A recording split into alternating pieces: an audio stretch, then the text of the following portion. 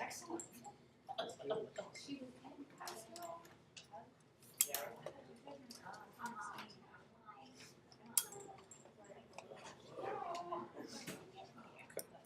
It seems like you come in with your voice on. Yeah, right? Yeah. I saw you at a special meeting, but and you were sitting across the room from me.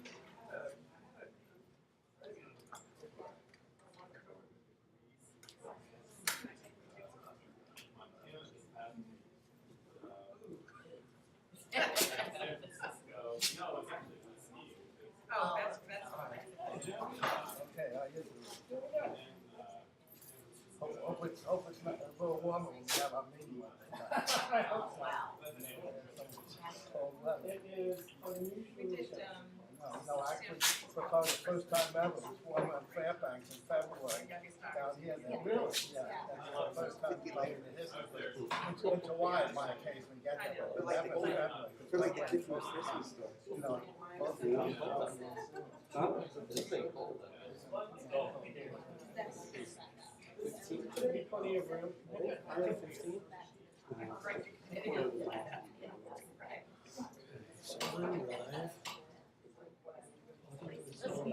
I'll see you Monday night. Are there mics? No, not yet.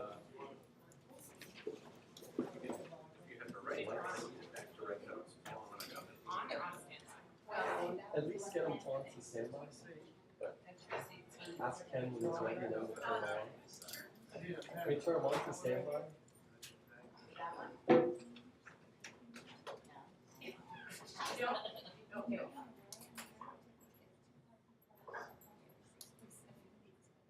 Okay. Just get the legs raised. Make sure you get more than 25.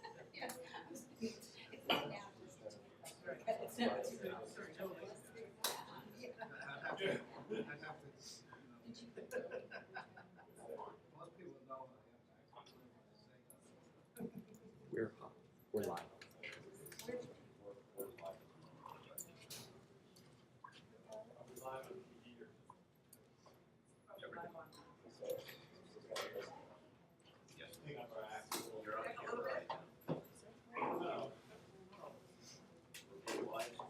Exactly. Thank you so much.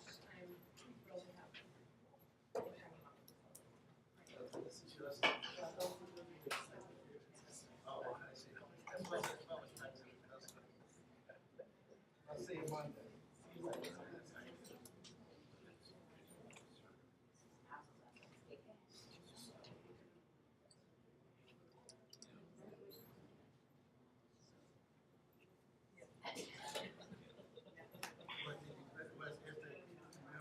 Parking lot clear? There's a lot.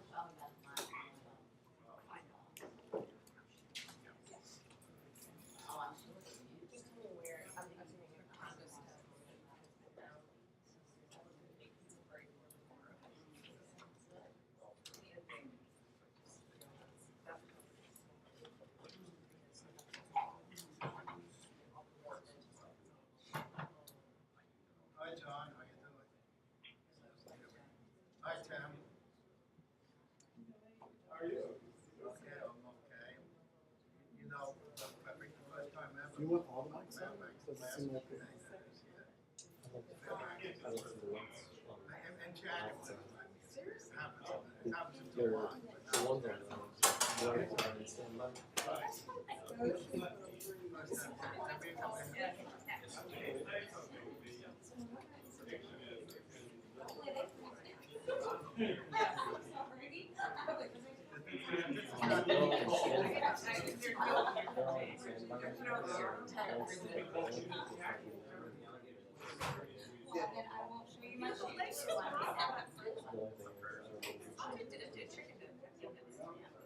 good, and then somebody just turned one of them on. I've seen the turtles. And carp. This long. Oh, no,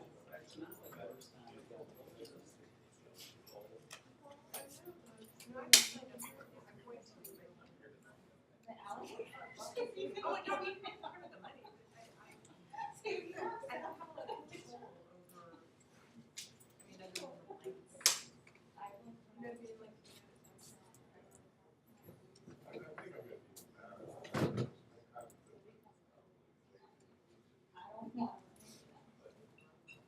I don't have a lot of control over, I mean, other than the lights.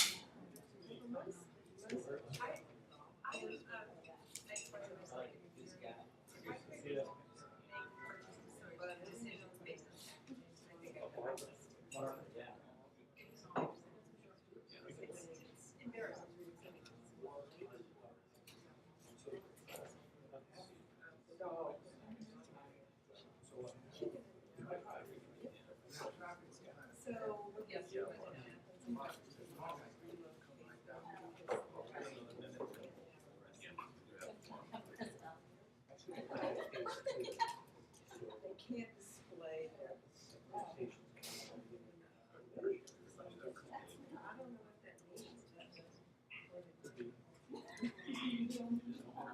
that means.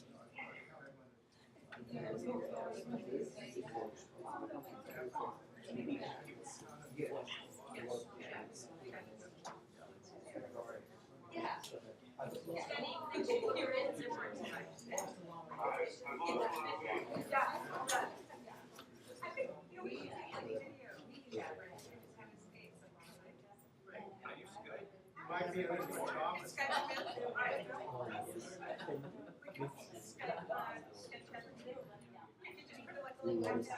Yeah. From the same box. Sure, sure.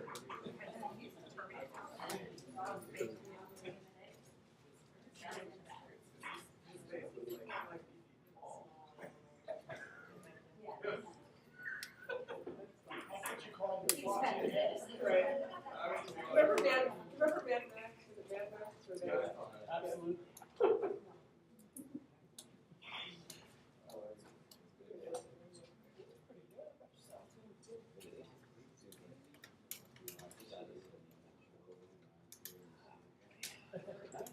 Children.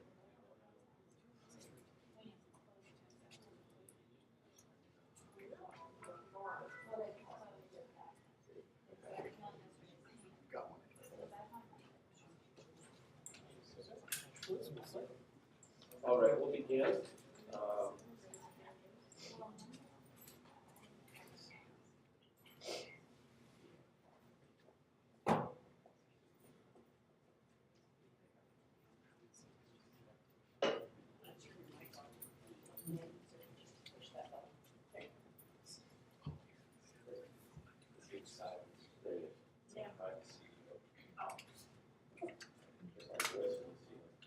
All right, I'm going to call to order the Board of Directors meeting for Resident Association for Thursday, January 23rd.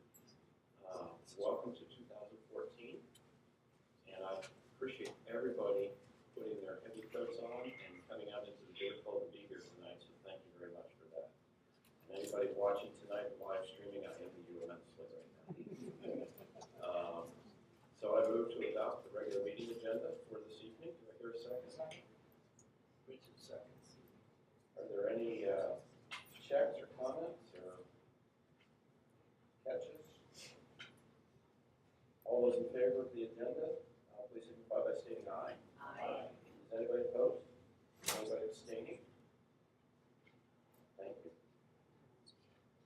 Move to approve the board minutes for December 12th, 2013, regular board of directors meeting. Do I hear a second? That's a second. Any comments, fixes? I have a quick question on item E, the common area rules and regulations. What is the timing on you guys coming back to us? Is that the one we take you up to table? Deferred it? Just wondering whether there's a roadmap to getting it back to us. And forgive me because it's the minutes in front of me, that would be, Rules for common area exchanges?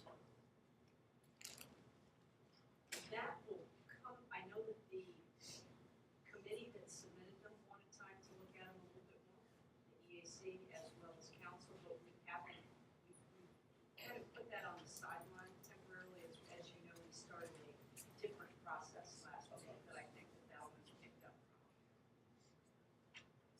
Thank you. Anybody else?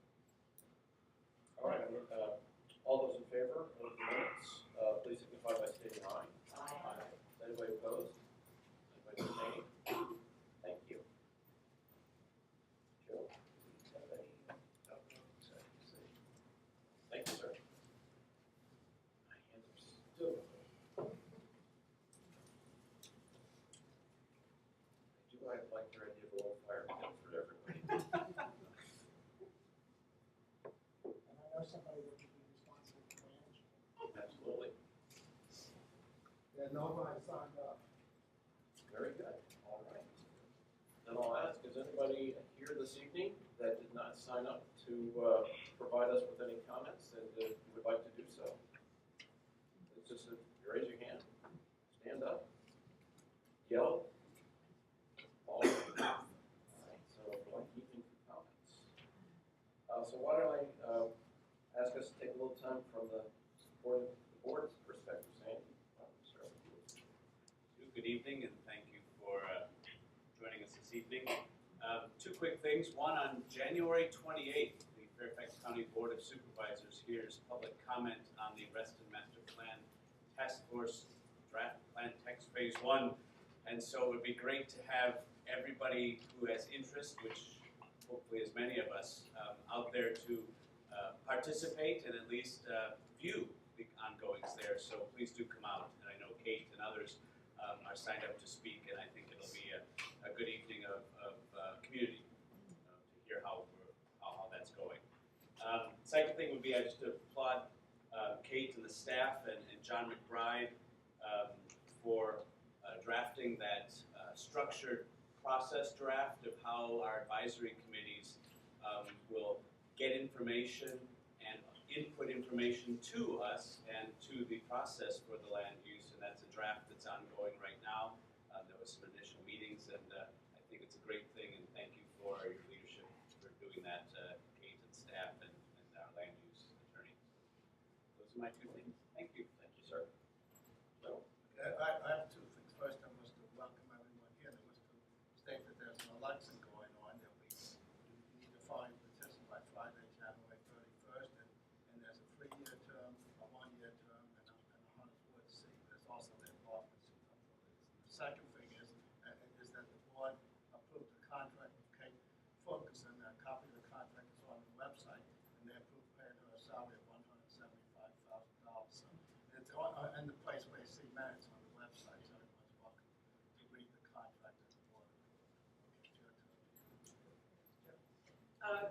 I'm glad to be here, and also wanted to remind everybody that next Saturday at Lake Ann, they will be freezing birds, be jumping into the lake. Right, exactly. They will be freezing before they get into the lake for the annual fundraising event for Camp Sunshine, which is a camp for families, a respite camp for families with children who are suffering from life-threatening illnesses. It's a great cause, and if you're so inclined, you can jump, or you could come stick your toes in and all for a good cause. So come on out and watch the. They're having a costume contest in conjunction with this year. So, just to make it amp it up just a little bit. So that's it. Good evening, all. I want to thank staff for an excellent job of plowing this week. It was reassuring to get woken up in the middle of the night as they plowed it behind my townhouse.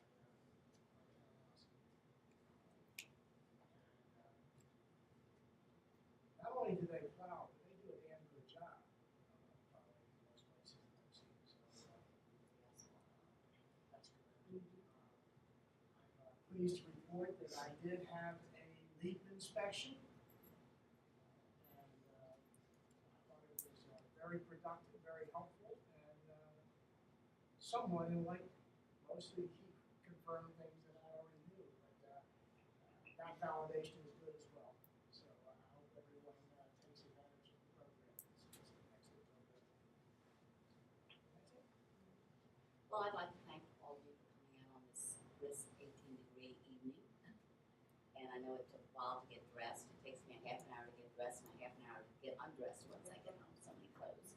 But a couple things. I know our CEO has been congratulated earlier, but I certainly would like to offer my congratulations to Kate Paulson, who was selected as one of our best arrested recipients. And also, I would certainly like to thank Cornerstones, RCC, and RA for an absolutely outstanding Dr. Martin King weekend. It was unbelievable. Very happy to be here. Yeah, I'd like to second that. Thank everyone for coming out tonight. And second the things Ellen said, I think that's very important. And congratulations, Kate. I just wanted to say, best arrested is a tremendous honor, and you deserve it. So, congratulations.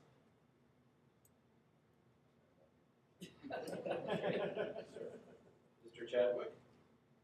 It's a privilege to be with you tonight. Thank you for allowing me to participate by the conference phone call. Grateful for the technology that enables it. Congratulations, Kate, and finally, Happy New Year to everybody.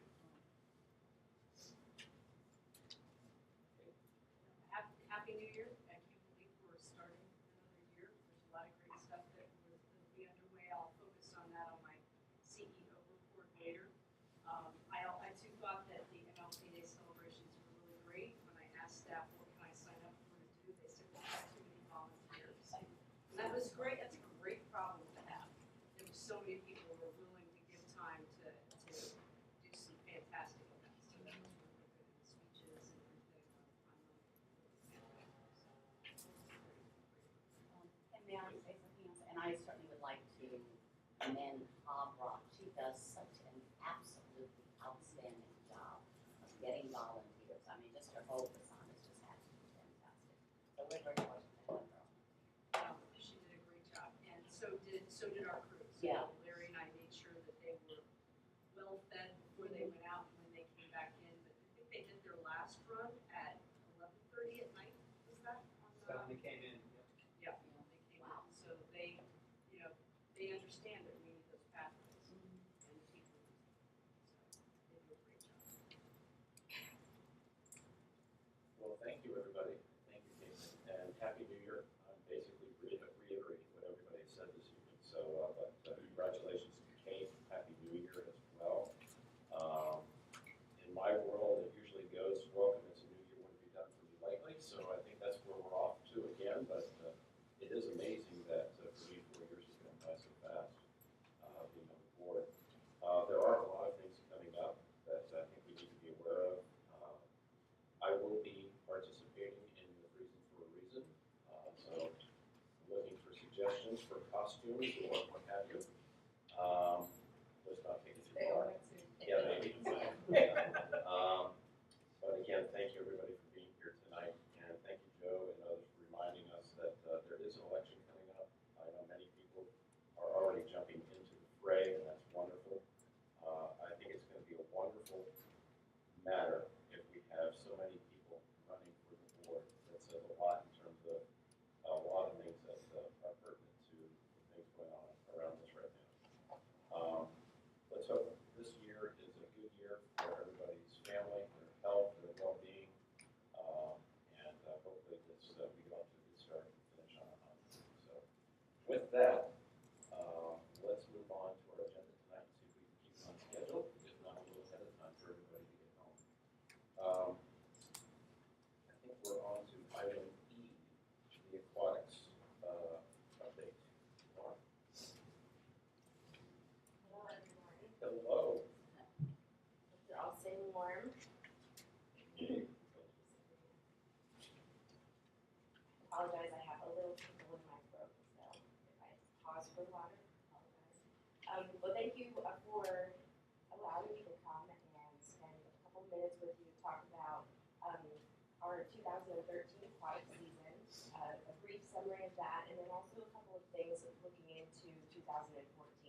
But first, can somebody tell me what facility is on the screen? Very good. You should.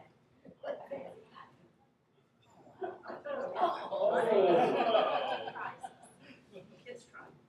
Kids Right. triathlon, that's right. Okay, so. I'll put it on my. Ken Yeah. might be able to use it outside. Now I have to say, he has to answer his own question. We'll do an insulated one for you. There you go. First and foremost, I'm happy to report that Wrestling Association had a safe 2013 season. I breathed a big sigh of relief mid-August when half of the facility shut down and another one in September, and then I jumped for joy at the last day, at the last paid release, because that means that we had a safe season, we did our jobs, and so that's the most important.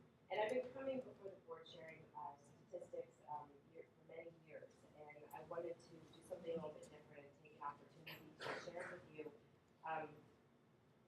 just simply one of the reasons that I'm very proud to work for the aquatics department.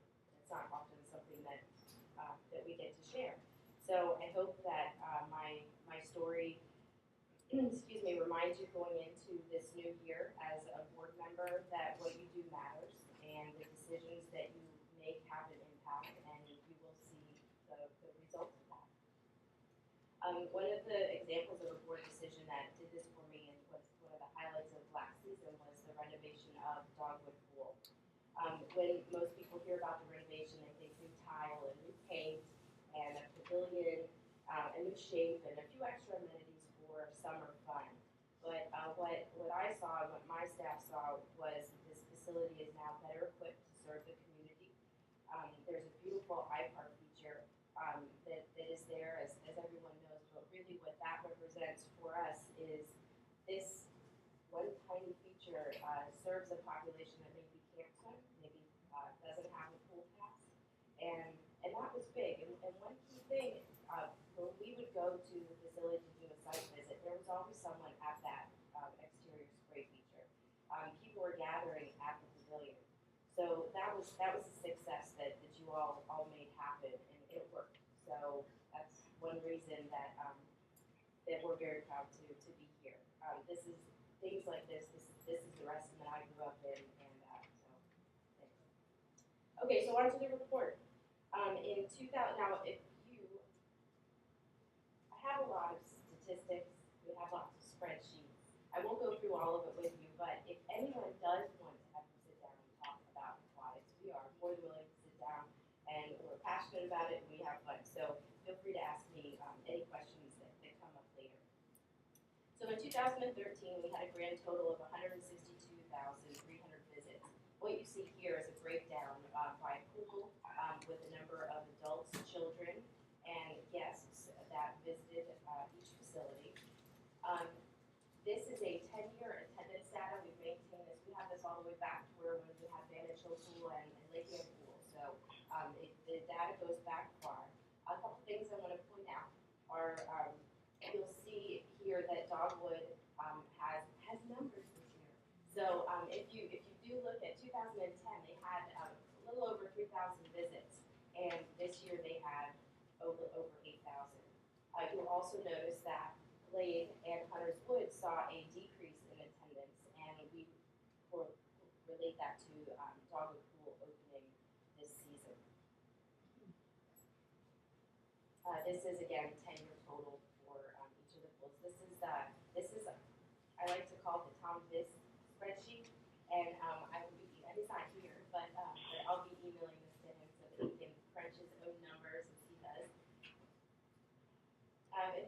In this slide, I wanted to show the renovated pool data. So it's hard to see on the screen, but if you look in your packet, it's I believe it's the last or the second to last chart. And Dogwood is in red. So it shows that it did have usage, and then it drops off because we were closed for 2 years, and then It shows the numbers went up to a little over 8,000. You can see that with the second, the very last bullets are post renovation.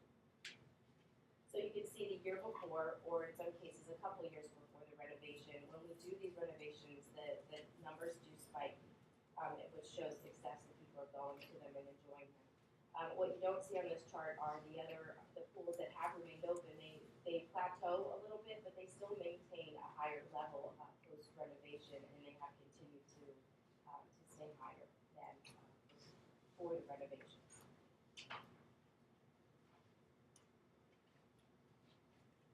So on to some of the other statistics.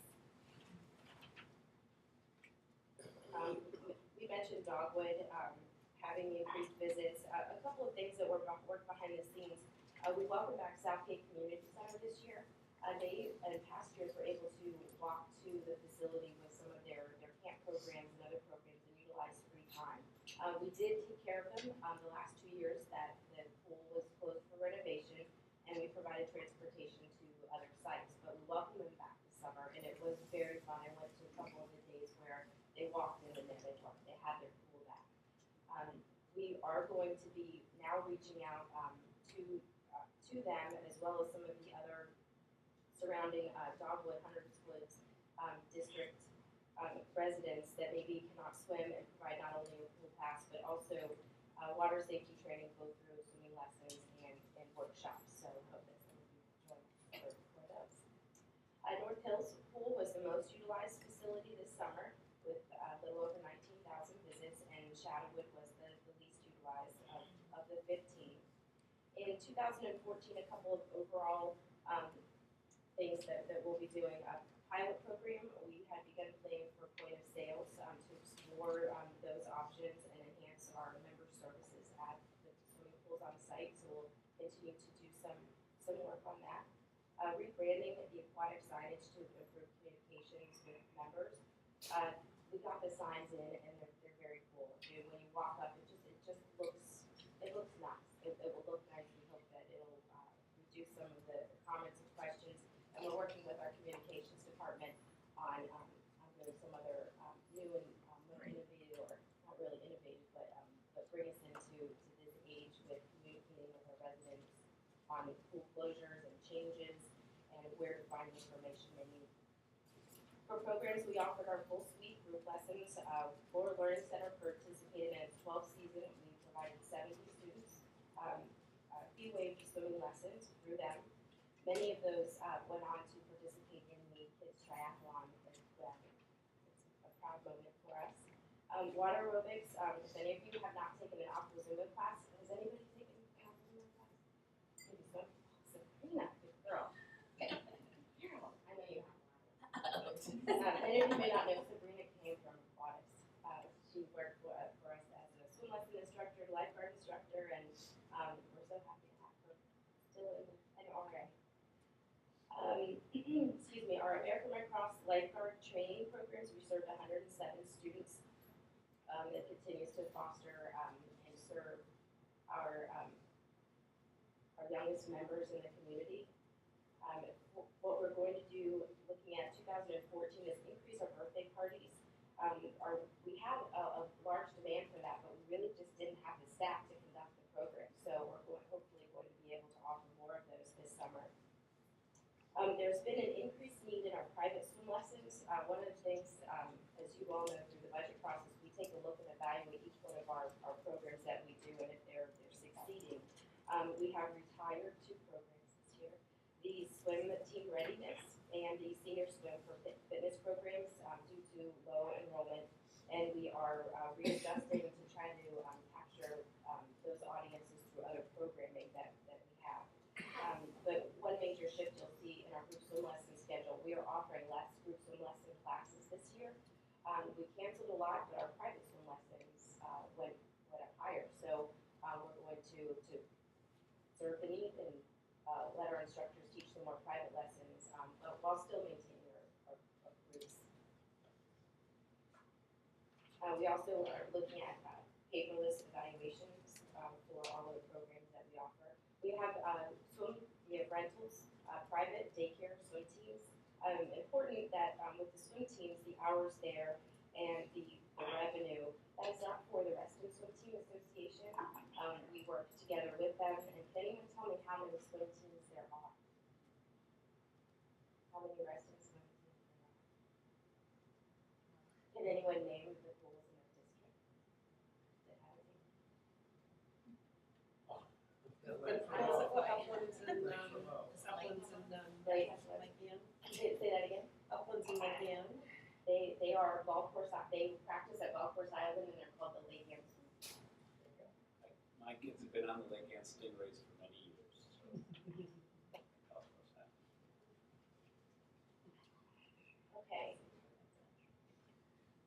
In 2013, the community partnership programs and events, this list seems to keep expanding, and this is one of the areas that I love working in.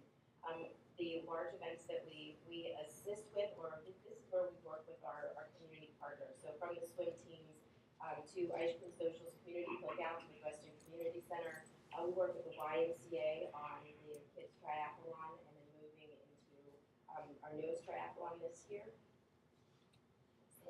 The relay triathlon.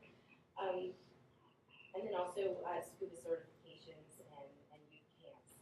In 2014, the Reston Relay Triathlon in cooperation with Fairfax FCA, Fairfax County Reston, and we also spoke about the E-Wave and safety program for South Bay Community Center, and we're participating in the Camp Expo at Reston Community Center with an Aquatics component to it as well. Onto capital and maintenance. This is just a sampling of the maintenance projects that we completed in 2013. There are so many little projects that we do, but these are just a highlight of some that you may see. A lot of them are behind the scenes or behind the walls or in the water, if you will. But you may have noticed Lake Ann Spray Pad was renovated. Rich Heights has a new retaining wall, and the siding on the building looks beautiful. Excuse me, Golf Course Island had a partial deck replacement, of course dogwood, but we do fences and filter systems and trellis and many things within our aquatics department. One update from last year reported that we would have a new phone service provider. That worked very well. In 2012, we had 104 hours closed due to phone outages, and this year we only have 3. So it's a big difference. In 2014, our initial project plan includes Golf Course Island wading pool conversion into a zero-depth entry, adding an ADA in-water hydro lift to the pool. Lake will receive some slide repair, inspection, and painting. Hunters Woods we're going to do some testing with our fixtures to try to move to low flow, see how they go. Hopefully it'll work out well.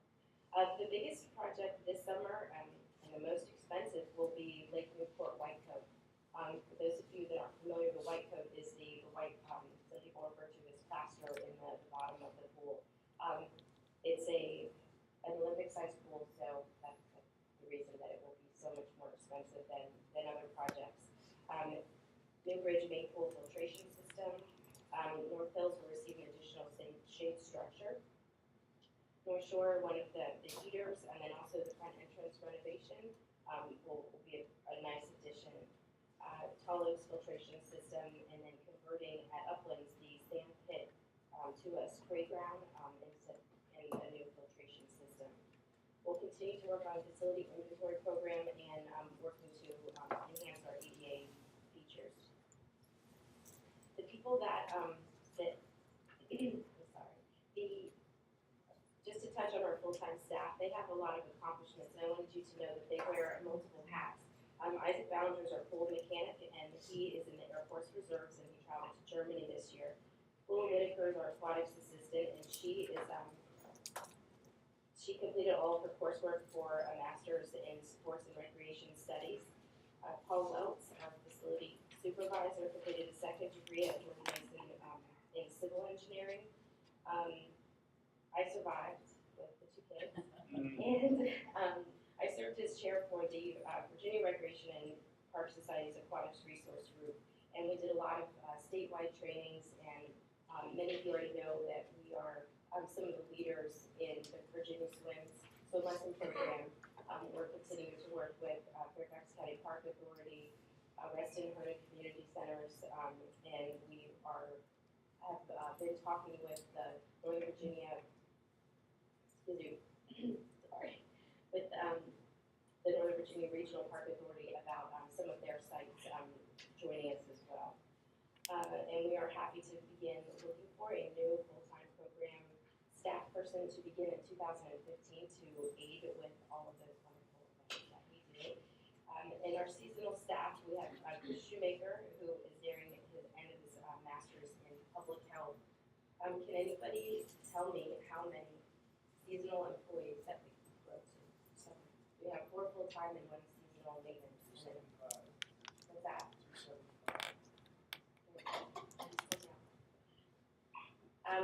One thing that we are working on, one of the challenges that we had this summer on the aquatics full-time staff, we noted that we had some issues with transition from one event into open swim. For example, at Lake Newport facility on a typical weekday, we may have 400 people come through that site before the pool opens at 12 o'clock. So to the public that comes in, they have no idea that there were 400 people there, but the facility looks like it. If you go to an event or a festival, you know what it looks like when you're leaving, like, oh my gosh, the people are coming through this stuff. So we are doing some internal changes, and we're also going to be altering the schedule for programs and for open swim to try to get the facilities back up to where we know they need to be. And then, one small thing that you all should know is that a majority of our seasonal staff, those 275 staff people, they do live, work, and play, and many of them get involved. We have some of them as interns within the organization, but I encourage you to visit a lifeguard this summer and say hello, introduce yourself, and enjoy your swim. Oh, summer. Do I have questions? I have a little question. Unspecified pool, you're page 3. Yes. And you have 488, what's that mean? I'm sorry, say that. Page 3, 1, 2, 3. Unspecified pool, under pool business by age. Those are pool passes. We may have sold pool passes that we were not assigned to a specific site. Do you know, it looks like there's been a slight decline since 2008, year by year. Thank you. Do you have an explanation? From 2008, I don't. One of the things that we do look at are the number of weeks that our season operates. We have 5 different seasons. Season 1 is just the first 2 pools that open. Season 2, we're operating before school gets out. And then season 3 is our largest full swing pool operations. And this year we operated for 17 weeks, and it was about a week less in our season 3. So if you look at the numbers, about 10,000 visits in. I would wonder if some of that might be economy driven. And 2008 was not a great year. A lot of people stayed home. Did well, yeah. No vacations and that stuff like that. Well, weather can have an impact on that as well. If I remember from this past year, opening weekend was very cold. I think it was it in the 60s and rainy, if I remember. So that can impact that. Pool being closed can impact the numbers. It was mild this year too. That would be going in the wrong direction, right? Is there a plan afoot for addressing the low turnout at Shadowwood?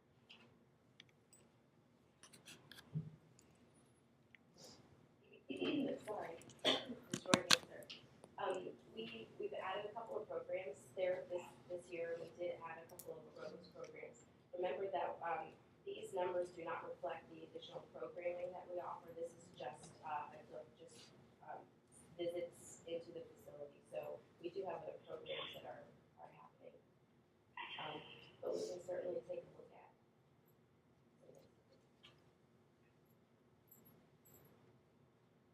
Perhaps greater outreach to some of the local clusters and condos.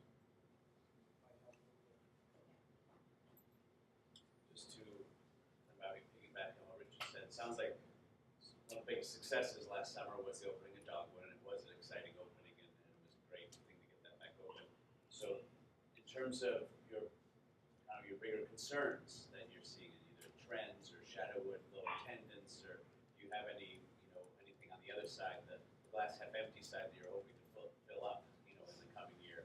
I think one of the, looking into 2015, one of the areas that we felt like we really needed to get a better grip on was the program position, and having the additional assistants to be on the pool deck and not operating out of the office and kind of operating behind the game, but to really be out in the field. And that will help with customer service, with being on site, doing more outreach to the rental groups, to the participants in the programs that we have, to really find out what else do we need to do. So I'm very excited for 2015. And we will be starting to recruit this year. So and hopes to get someone in is fantastic. The other concern that we have are just simply the aging facilities. Working on, it would be great if we could paint each facility, touch up each facility every season, or at least every 3 to 5 years. But we haven't been able to do that because we do need to take care of the facilities that are aging, and some of these items that are mentioned need to be addressed. We have issues that come up each year that we weren't planning on this, but we have to take care of it. So push the painting project back a couple of years.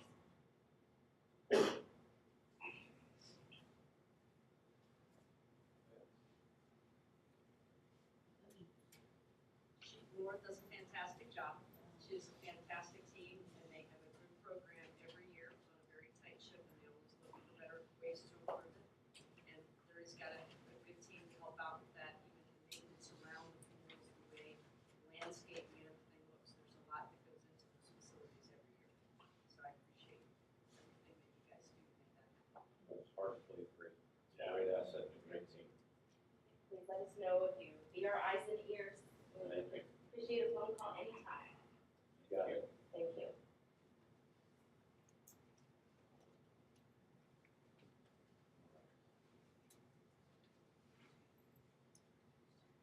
Going on to the leak update, Cynthia. How are you? I've got my notes on my computer, saving paper here, so I'm just gonna follow up with it. Thank you. Thank you. I'm Cynthia Adams. For those here I've not yet met, I'm the executive director of a nonprofit called the Local Energy Alliance Program, otherwise known as LEAP. And I'm here to give an update to the Wrestling Association Board on some of our activities in conjunction with Wrestling Association. I'll kind of bring everyone up to speed on where we've been quickly. A little over a year ago, I did a presentation to the full association board on an initiative to partner together to do energy efficiency improvements within the wrestling community to help increase the sustainability of the community, save the homeowners money, improve property values, a whole host of different reasons. And in August of this past year, we did sign a memorandum of understanding between my nonprofit and the Wrestling Association. We began having meetings with Pete and Kirsten back in the fall to try and craft what this initiative would look like here in the community. And we came up with the idea of doing 1,964 in-home checkups in honor of the 1964 founding of the wrestling community.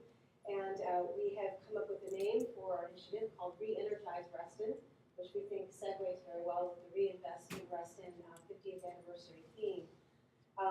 Our goal is to meet with individual homeowners in different neighborhoods and clusters, and to do these individual checkups, which I'll say a little bit more about in a moment. And then we'll do some do-it-yourself workshops. We'll do some deeper energy assessments on a couple of homes, and then share that information with the cluster of the neighborhood so that they have an idea of what kinds of things might be opportunities within their homes as well. We will also be doing some low and no cost improvement workshops for people who rent or live in the apartment complexes. So we'd really like to make it an inclusive challenge over the next year to create energy savings within the wrestling community and make sure that everyone has an opportunity to participate. I'd like to say just a few words about what a home energy checkup is. Before I do it, I might invite actually Kate to say a few words, since you've had one done on your house to the board. Would you like to sum it up for us, what it is at the? I learned a lot about what needed to be done in the house to make it more energy efficient, and it wasn't the typical things that you would think you would need to do to your home, like, oh gee, I need to replace my windows. And Cynthia said, well, let's see what you think after you have your home energy checkup. And I learned, so I don't need to replace the windows, it was maybe replacing the molding that went around so they got a better seal, that the insulation in the attic was falling down and that it was creating drafts. Don't worry about putting an attic fan in there. The stuff that I learned is making sure you turn on the fan when you're using a gas stove so that you don't create fumes that can be toxic. It was amazing. And there are just little things around the house that I'm doing now that I learned in that 1 hour that I think are already making a difference. So I value it, and I look forward to having Leap's representatives come out to take care of some things that are going to be able to take a little bit more time than that hour that we needed to do. But it's fantastic, and we push the information around our neighborhood. You all got an email from me as well, but I'm really pleased that we're in this partnership. Thank you for that nice testimonial. I appreciate it. In sum, the home energy checkups basically are an in-home evaluation that are performed by someone from LEAP staff. Our staff members are Building Performance Institute Building Analyst certified. They are in many ways overqualified for doing the evaluation that one would get in that hour and a half, but that's really to the homeowner's advantage because you're getting expert advice from a very seasoned professional who's used to doing deep energy assessments with the full diagnostic tools. Those full diagnostic tools aren't used in this particular instance, but the cost is only $45 to the homeowner, and we also perform direct installs of energy saving measures like light bulbs, smart strips, and weather stripping, and other kinds of things. Those baseload energy savings, not tied necessarily to heating and cooling, but just to things that you turn on and off in your house, can save the homeowner up to $160 a year in energy. So they more than pay for themselves, is part of what I'm getting to. So you get the expert advice, you get a list of recommendations, you get the direct install energy saving measures all for $45. And then because we have a special partnership with the Friends of Reston, we're actually donating 10 of that $45 back to the Friends of Reston for every homeowner that gets signed up. So you can imagine over the course of doing approximately 2,000, that's potentially $20,000 in funding for Friends of Reston over the next year. And we're pretty excited about that relationship. We have a goal, basically we should complete 60 of these checkups by the end of January based upon folks that we already have signed up and we've already worked with. In February, we'll have 2 energy coaches working in the community, and we hope to do 100 a month in that month. 120 in March, when we'll hire a 3rd coach to work in the Reston area, and then we'll scale up to do 200 from April on, is our goal. We hope to continue to bring on some sponsorship. We have sponsorship so far from Marine, which is a major manufacturer of heating and cooling equipment. They're donating $5,000 in cash and an energy system, which we'll use as a prize at some point over the course of the year to try and get more homeowners to sign up. Dominion Virginia Power, their energy group is donating $5,000 also, and then Honeywell, who runs their energy checkup program for them, is donating $1,000. And these funds will be used for promotional activities and workshops and things like that that we'll be doing here in the community. We're also joined the Reston Chamber and are trying to work with them and potentially cornerstones to get the businesses engaged so that we can create maybe a fund to do work in the low-income residences so that they wouldn't have to pay even the $45. We could make the home energy checkup to them for free. So we're continuing to work with them. And then we've begun conversations with Home Depot and Washington Gas and hope to bring on some sponsorship from them. So I mention this because if you happen to know of a local business that might be a stakeholder in this process in some way or might want to boost their sustainability street credentials, please feel free to send them our way. We'd be happy to share our sponsorship document with them and let them know what kinds of benefits they would receive as a part of supporting this effort. 2 other things I'll mention, and then I'll thank you for your attention tonight. One of them is that We do have a home performance with Energy Star program, so those homeowners that get a checkup done, receive the information, and decide they'd like to move forward with some improvements, can decide to enroll their home in our Energy Star program, which is for existing homes. Much like you might purchase an appliance that has an Energy Star label on it, or a new home that is Energy Star certified, our program is for existing homes. So it's a way to get an Energy Star upgrade for an existing home.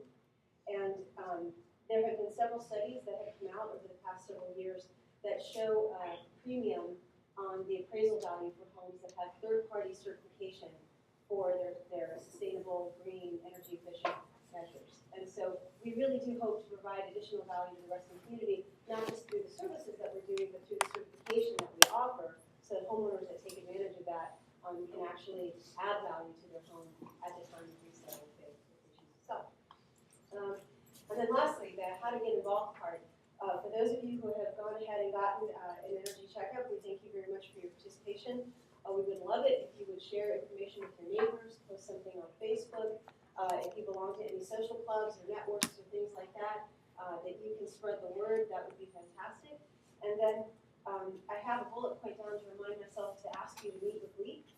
If I reach out to you all personally and try to schedule a meeting, I value so much the insight and the input that you all have into your community, into your neighborhoods, and perhaps you have 3 or 4 gems of ideas that you'd be willing to share with us on how we might get more folks involved. And so if I can grab 30 minutes of your time, I would most appreciate hearing your input and insight on any of that. I'm happy to answer any questions that you might have.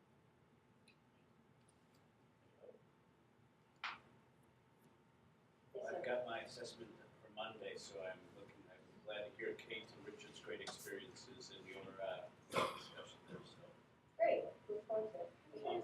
About doing an assessment in a high-rise condominium environment. It's an old high-rise, so I'm sure there's plenty of energy saving opportunity. It seems like it might cost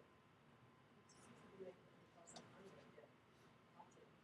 Yeah, so one of the things that, the way that we are able to offer all of these services with the assessments is LEAP is now working in Dominion's home energy checkup program. And so we have a Class A contractor license which allows us to then be able to leverage an instant cash rebate from Dominion Virginia Power. And that program, you can qualify for it as a single family home or as a duplex or a townhome, and any condo that works horizontally.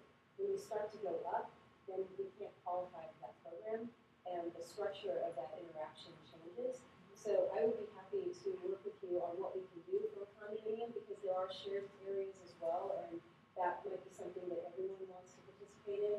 And we'd be happy to do, as our program, like one gratis in unit, and then be able to bring in some other folks to talk about what we want. You have a presence on Facebook? Yes. Oh my gosh, I'm so glad you asked that. We do. LEAP-VA, LEAP-VA is our Facebook name, and that would be fantastic if you liked us. Okay, wonderful. Thank you. That's great to hear. Oh my gosh, thank you. Yes, we actually have a website too. Re-energize Reston with no hyphen, just reenergizereston.com, and that is the website that people can go to learn more about what we're doing, to see where we are in terms of hitting our goals. And then there's a link from that website to our scheduler. And this is really the way that a homeowner who's interested in getting a checkup can most easily get on board with doing that. Pick a time that works for them, and then we'll have one of our energy coaches come at that time. I'm a member of the South Bay Community Center Advisory Board. Would you be willing to make a presentation at the community center or perhaps one of your viewers? Sure, that would be great. Do you have a card or anything with you? I do. I will grab it. Just a moment. Thank you. That would be great. Appreciate it. What was the Facebook? LEAP-VA.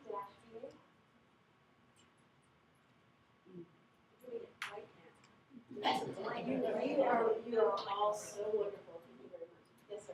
Just a rough estimate of how much energy saving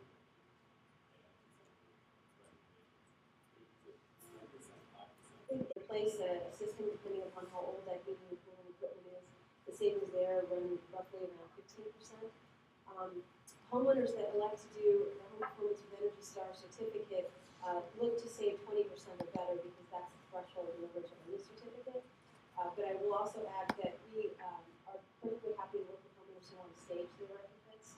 So I may want to work with my air sealing and my insulation 1 year, and then my heat pump is going to need replacement maybe a few years down the road. So when that comes, tracking those energy savings, we can issue a certificate at that time.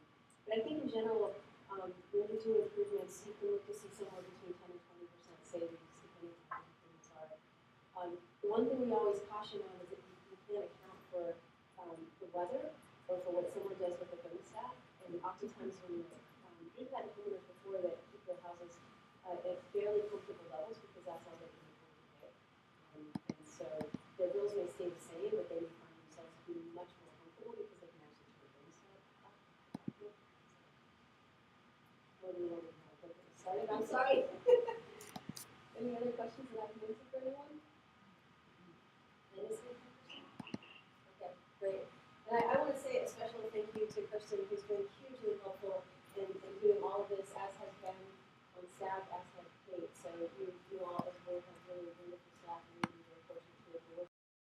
List of suggestions for things to do a newcomers night in order to engage residents. So we saw that there were a lot of people that were showing up for newcomers night. We also created a list of engagement activities that covered things from branding to events to the website. And then the other thing that we did was we created a list of top 10 things that any committee should look at doing if they are thinking about communicating an event. And that was just to say, here are at least the top 10 things that you have available to you within the Reston Association and within Reston that you can use in order to communicate this event, and also kind of keep a consistent communication from the committees as to what, people know that this is coming from a Reston communication or a Reston committee. So that was number 2. And then number 3, our objective is promote intercommittee and RA staff communications and resource sharing. So our action was to coordinate with the leadership of the RA advisory committees. So what we did in 2013, we did 2 things. We created what we call an assistant request form, which we affectionately called the ARF.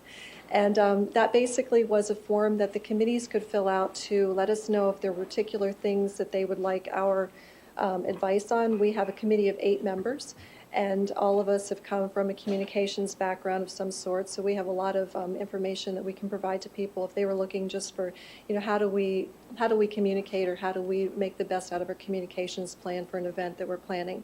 The other thing that we did that was really exciting was we created a network meeting back in April, and we asked all of the leadership from the other committees to come and talk to us about what their objectives were, things that they might be needing advice on, or issues that they were concerned with as far as communicating their events, and also just getting engagement from residents. We had a really good turnout for that. Kate was there. And we had a lot of great conversation. We had the seniors committee, the pedestrian and bicycle committee, transportation, and environmental committees were all represented in that. And we are planning to do another one this year, possibly in Q2 as well. And we'll do the same thing. We'll invite all the committees. Step number 4 is the objective is to assist RA staff and advisory committees to identify cost-effective resources for communication programs. But I actually took this, so our action step was to collaborate and make sure that we do things with public events and community engagement. So the big thing that we did is Kate brought us an opportunity that last year to work on the video contest for the 50th anniversary. And so the communications committee basically helped to develop the pricing for it. And we received 6 really great entries. And I don't know if anybody's had a chance to look at them, but they are really, we were just so happy with the professionalism that people put into these entries.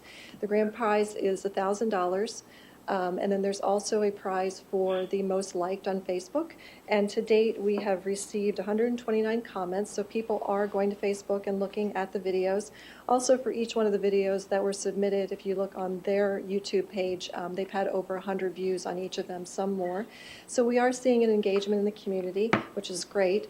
And then also, we have until the 15th of February for people to finish liking the video, so Kirsten's going to do a special love. love Share your love and vote by Valentine's. Yeah. So we're going to try to get some more engagement before the end of the contest. And then the winner will be announced at the 50th anniversary celebration in April. So we're really excited about that. And I think that's it. I wanted to say we have 8 members on our committee. We gained 3 members in 2013, and my vice chair, Susan Conrad, and she has been a great resource to me, as well as Kirsten has been great to work with. So we're really excited that she's with us. So does anybody have any questions? Go ahead, Andy. Okay, in terms of engagement, we did the 2 surveys last year, and is there any tie-in to what the committee's doing with some of the survey, what will follow on work with the surveys that were done? We had the results, and some of the engagement suggestions that we had matched with some of the things that we heard in the results, but to date, we haven't had a chance to actually dig into that and see if there's anything that we can activate, but we're happy to take that on as well. That's an excellent point. Two different, one apartment focused, the other more community-wide. So there'll be some good information to dig into, and Kirsten does have access to that, so that's an excellent thing to take on. Yeah, definitely. And we'd love to do that. Anybody else? Having once been the liaison on that committee, it's still moving along very well. So well done, good work. Thank you. Thanks.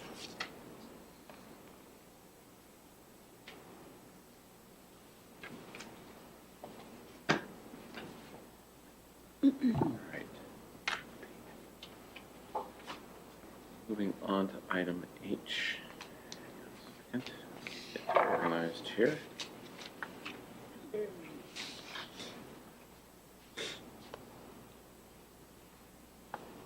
My report fell off, so I'll go to these. Here. Right.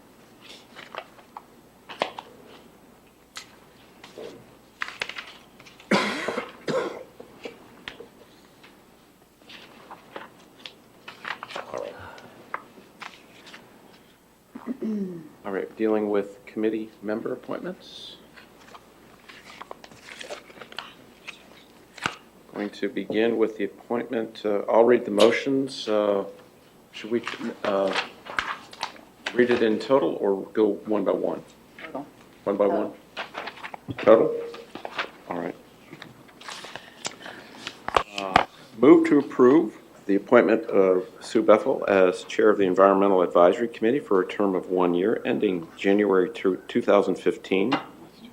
The reappointment of Ed Robichaud as a member of the Elections Committee for a term of 3 years ending January 2017, and appointment of Mr. Robichaud as Chair of the Elections Committee for a term of 1 year ending January 2015, and the reappointment of Sam Stalka as a member of the Elections Committee for a term of 3 years ending January 2017, and finally the reappointment of Eric Weinstein as a member of the Environmental Advisory Committee for a term of 3 years each ending January 2017. Do I hear a second on those?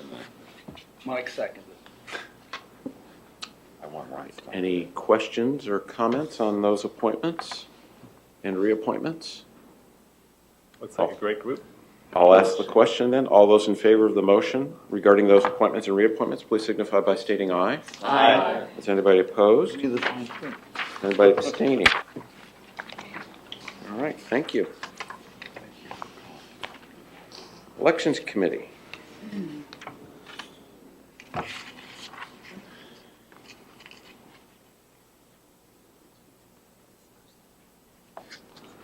right.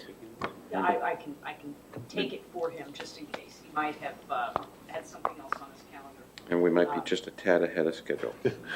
We can, if you'd like, we can wait a little bit since you are running ahead and we can come back to it. Happy to Why do don't we do that in case he does show Okay, up? good idea. Okay, Your idea. fair enough. Can't make any noise up. Moving on to I think that's a relay here. item J.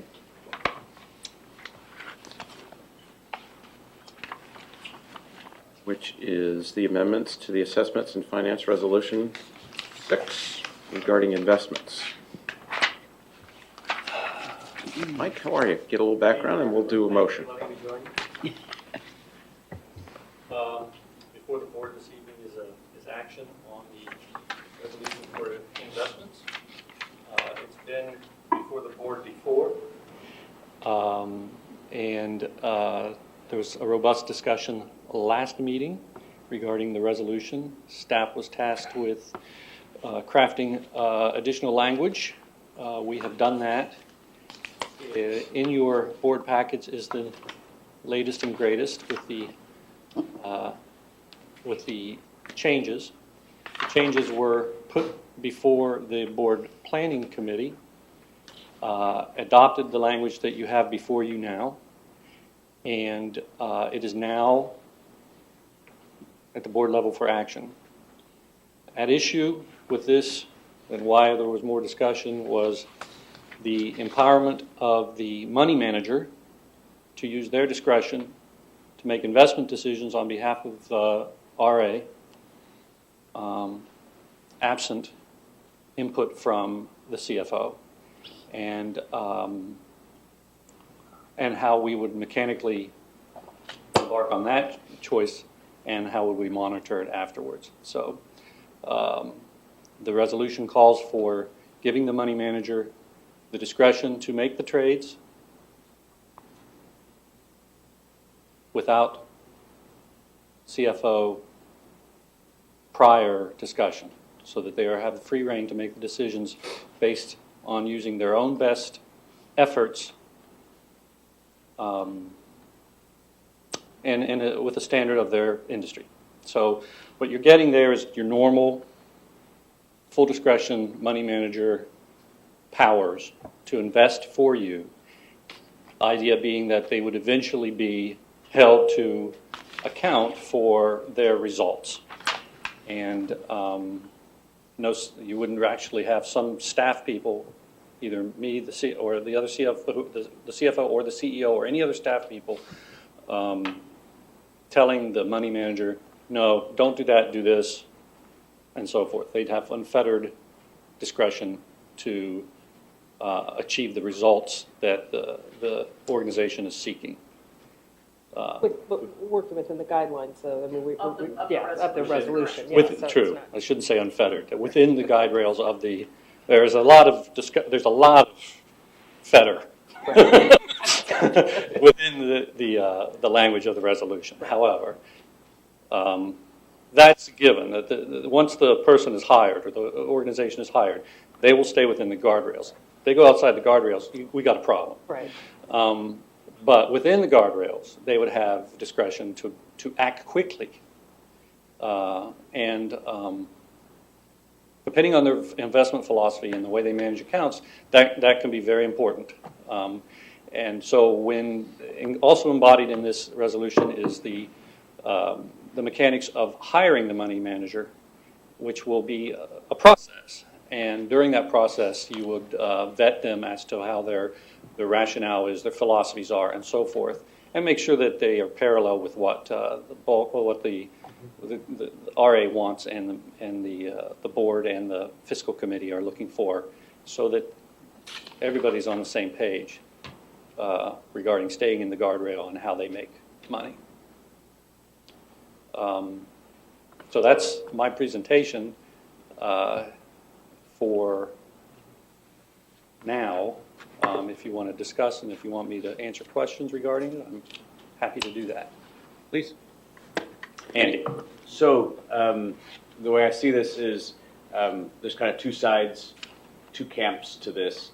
The way this is written, that was in our board packets, was letting the resolution and the guidelines in it be the guardrails for the money manager, and let them then do their thing within those guardrails and give us periodic reports, is also written in there.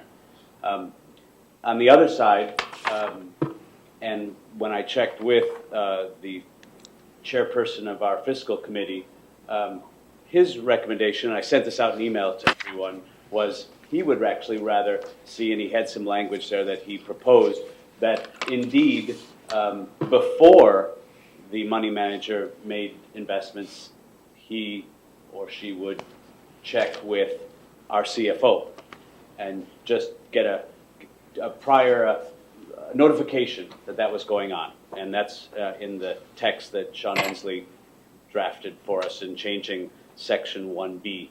And I apologize. Can you When clarify? did that come out? Because I did that, Email I sent on the 21st okay. of January to everybody.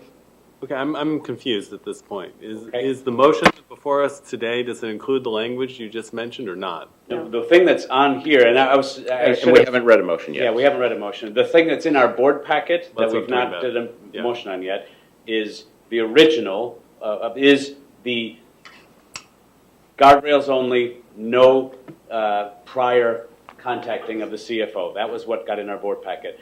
On the 21st, I sent the team an email stating that Sean Ensley, the chairperson of our financial committee, said he would like to see that language. He would recommend that that language be changed to say basically before an investment is made that the money manager, consult with the CFO. And basically, I suggested us to consider an alternative language where I basically said that the money manager will consult with the CFO regarding specific investments that will be initiated or that have recently been initiated. Such consultation ensures a timely check and balance process such that investments remain consistent with the association's fiscal goals and responsibilities. And basically, my thoughts there was it was a middle ground, and I believe the money manager should set the investment portfolio based on the guidance and guardrails of the resolution. I believe that if the money manager is trading in areas that our CFO does not understand, or that the trades are occurring so frequently that this oversight process causes delays, then we probably have problems that need to be addressed quickly with the money manager. So again, I understand the need for quick movement, and so that's why I added the or have recently been, so that there just be a little bit of after viewing of what's going on, so that there can be dialogue on this. But that was my thought, that we probably needed something like that in there, especially after listening to Sean, our chairperson. I know there's other arguments, for both sides. That was my proposal. I didn't have a chance to talk to Kate in detail about it, so that what got in your packet was not the proposal I requested, but it was the one that came out originally in the board packet. So how we deal with this, if I could amend it this way, I'd like to do that, or if we need to vote on it that way. Kate? Just a point of clarification, what ended up in the board packet was reviewed and approved by the board planning committee on the 9th of January. So that was just for point of clarification on that. And I took that as guidance from the last board meeting when we did a straw poll as to what direction we wanted. I felt at that time that the board had made its preference decision, and it was our job, and Mike did a lot, put a lot of work into. It's much shorter than what he came to us with to put that in. So I just want to put that out there. So I think Joe came first. Yeah, go ahead, Joe. Well, I've always been what Andy said, but to put it the short way, I think it's important that the CFO consult with the money manager just because of cash flow issues. Like, you don't want him to make an investment that, like say makes investment today that matures in January 2015, that he's going to need the money in November. So that's the whole purpose of my change. I think that's important that they consult just for cash flow issues, not to veto the investment, but you don't want to have an investment that goes beyond that goes against our cash flow issues. So that's. I think we had Richard next. Go ahead. Eve. Go Okay. ahead. Richard.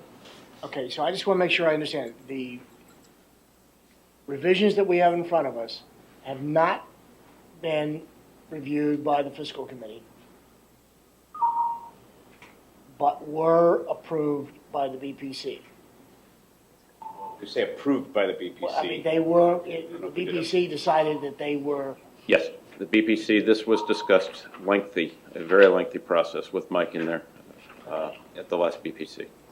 was there a reason that we didn't go back to the advisory committee with the proposed Scheduling. changes? It was, Yeah, it not was, only, not only scheduling, but there's a distinction, I think, between, you know, the board's responsibility versus the fiscal committee, and ultimately board is the fiduciary responsibility for the money, so that was what I took from it. I didn't see a need to go back again to the fiscal committee because they were the ones who helped draft the guardrails that people are talking about. So I thought that was that. So it was, I felt it was up to you. If I made a mistake in making that assumption, I just, No. that's my No, opinion. I'm not suggesting that at all, I'm just trying to get Let me the interject. background. I think this topic, this specific paragraph B has been discussed ad nauseum for the last 2 or 3 months. I've been to many of the fiscal committee meetings myself, and there's a train of thought that I was hoping we could get through the BPC and bring to tonight that says we can tell the money manager who's somebody that we would select based upon other items in terms of how we select a money manager that we're not discussing, but it is in that section, that this is how you select your money manager. But given that this is their profession, that here's the guardrails, that we want these types of investments, this kind of process to be in place, this is how you deal with us, what have you, and avoid telling them on a daily, hourly, minute-by-minute basis as to how they have to behave, written into a resolution. And that is, we would put the general guidelines down, allow the CFO to then work with those guidelines and dictate the appropriate relationship and process from the CFO's perspective. So this paragraph has been as many as a multitude of paragraphs to a sentence, went back to a few paragraphs to a few sentences, and I think this is the latest iteration in terms of there are 2 or 3 professionals that will handle this. You've got a money manager, a chief financial officer, oversight from the board. You have a fiscal committee that also has input, and this seemed to be the best compromise to put into a governing document.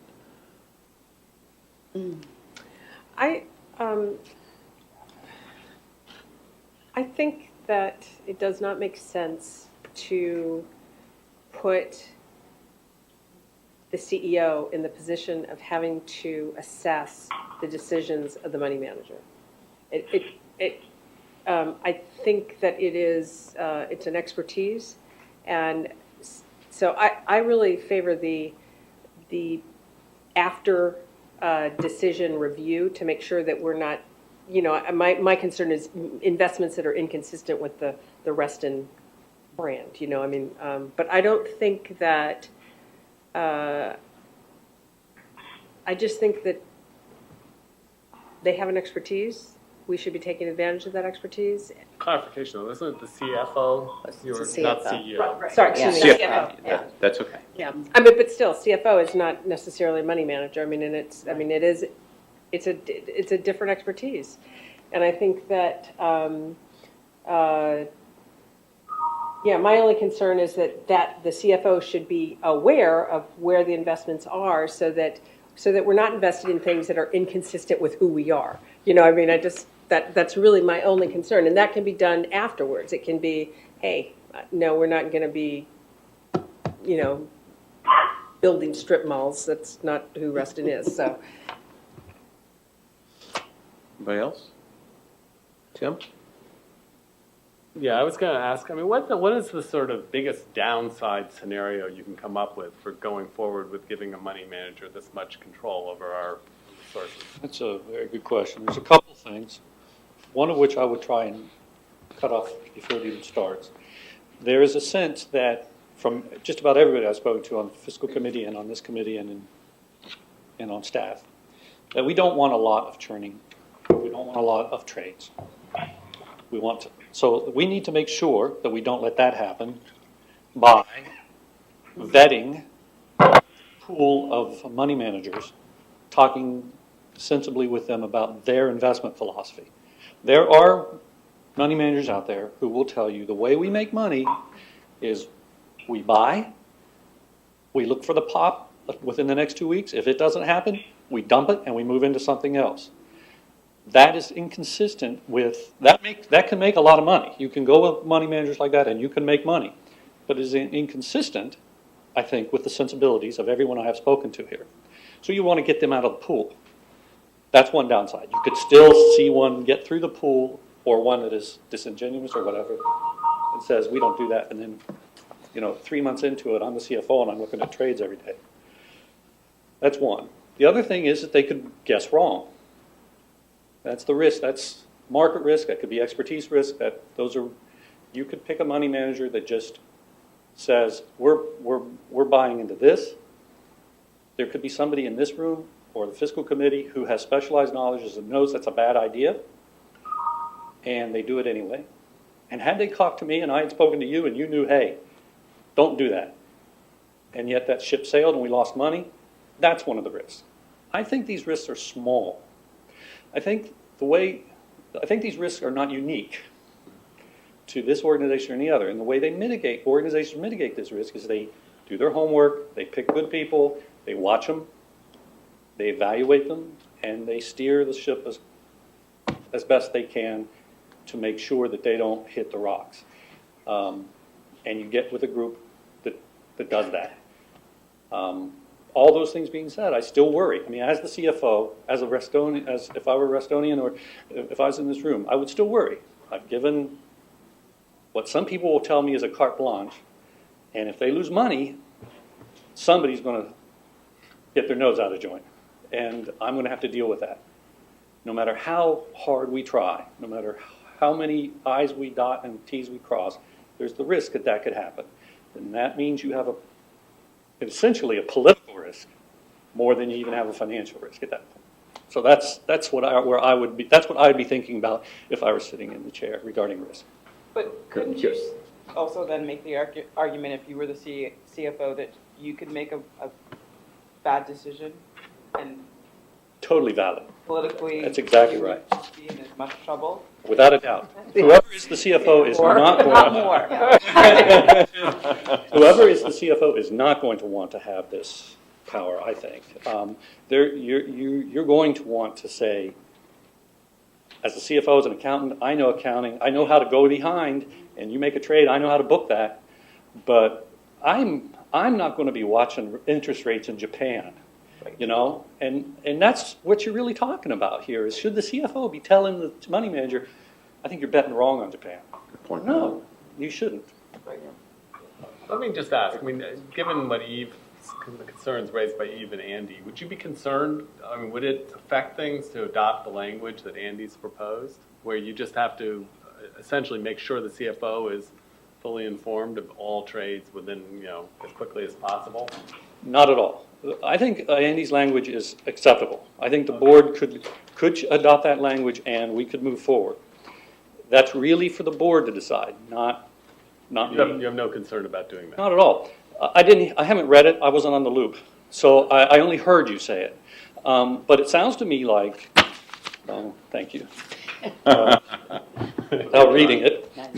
The crux of the matter is, certainly right after, if I learn of something as a CFO that I think is a stinker, I'm going to act.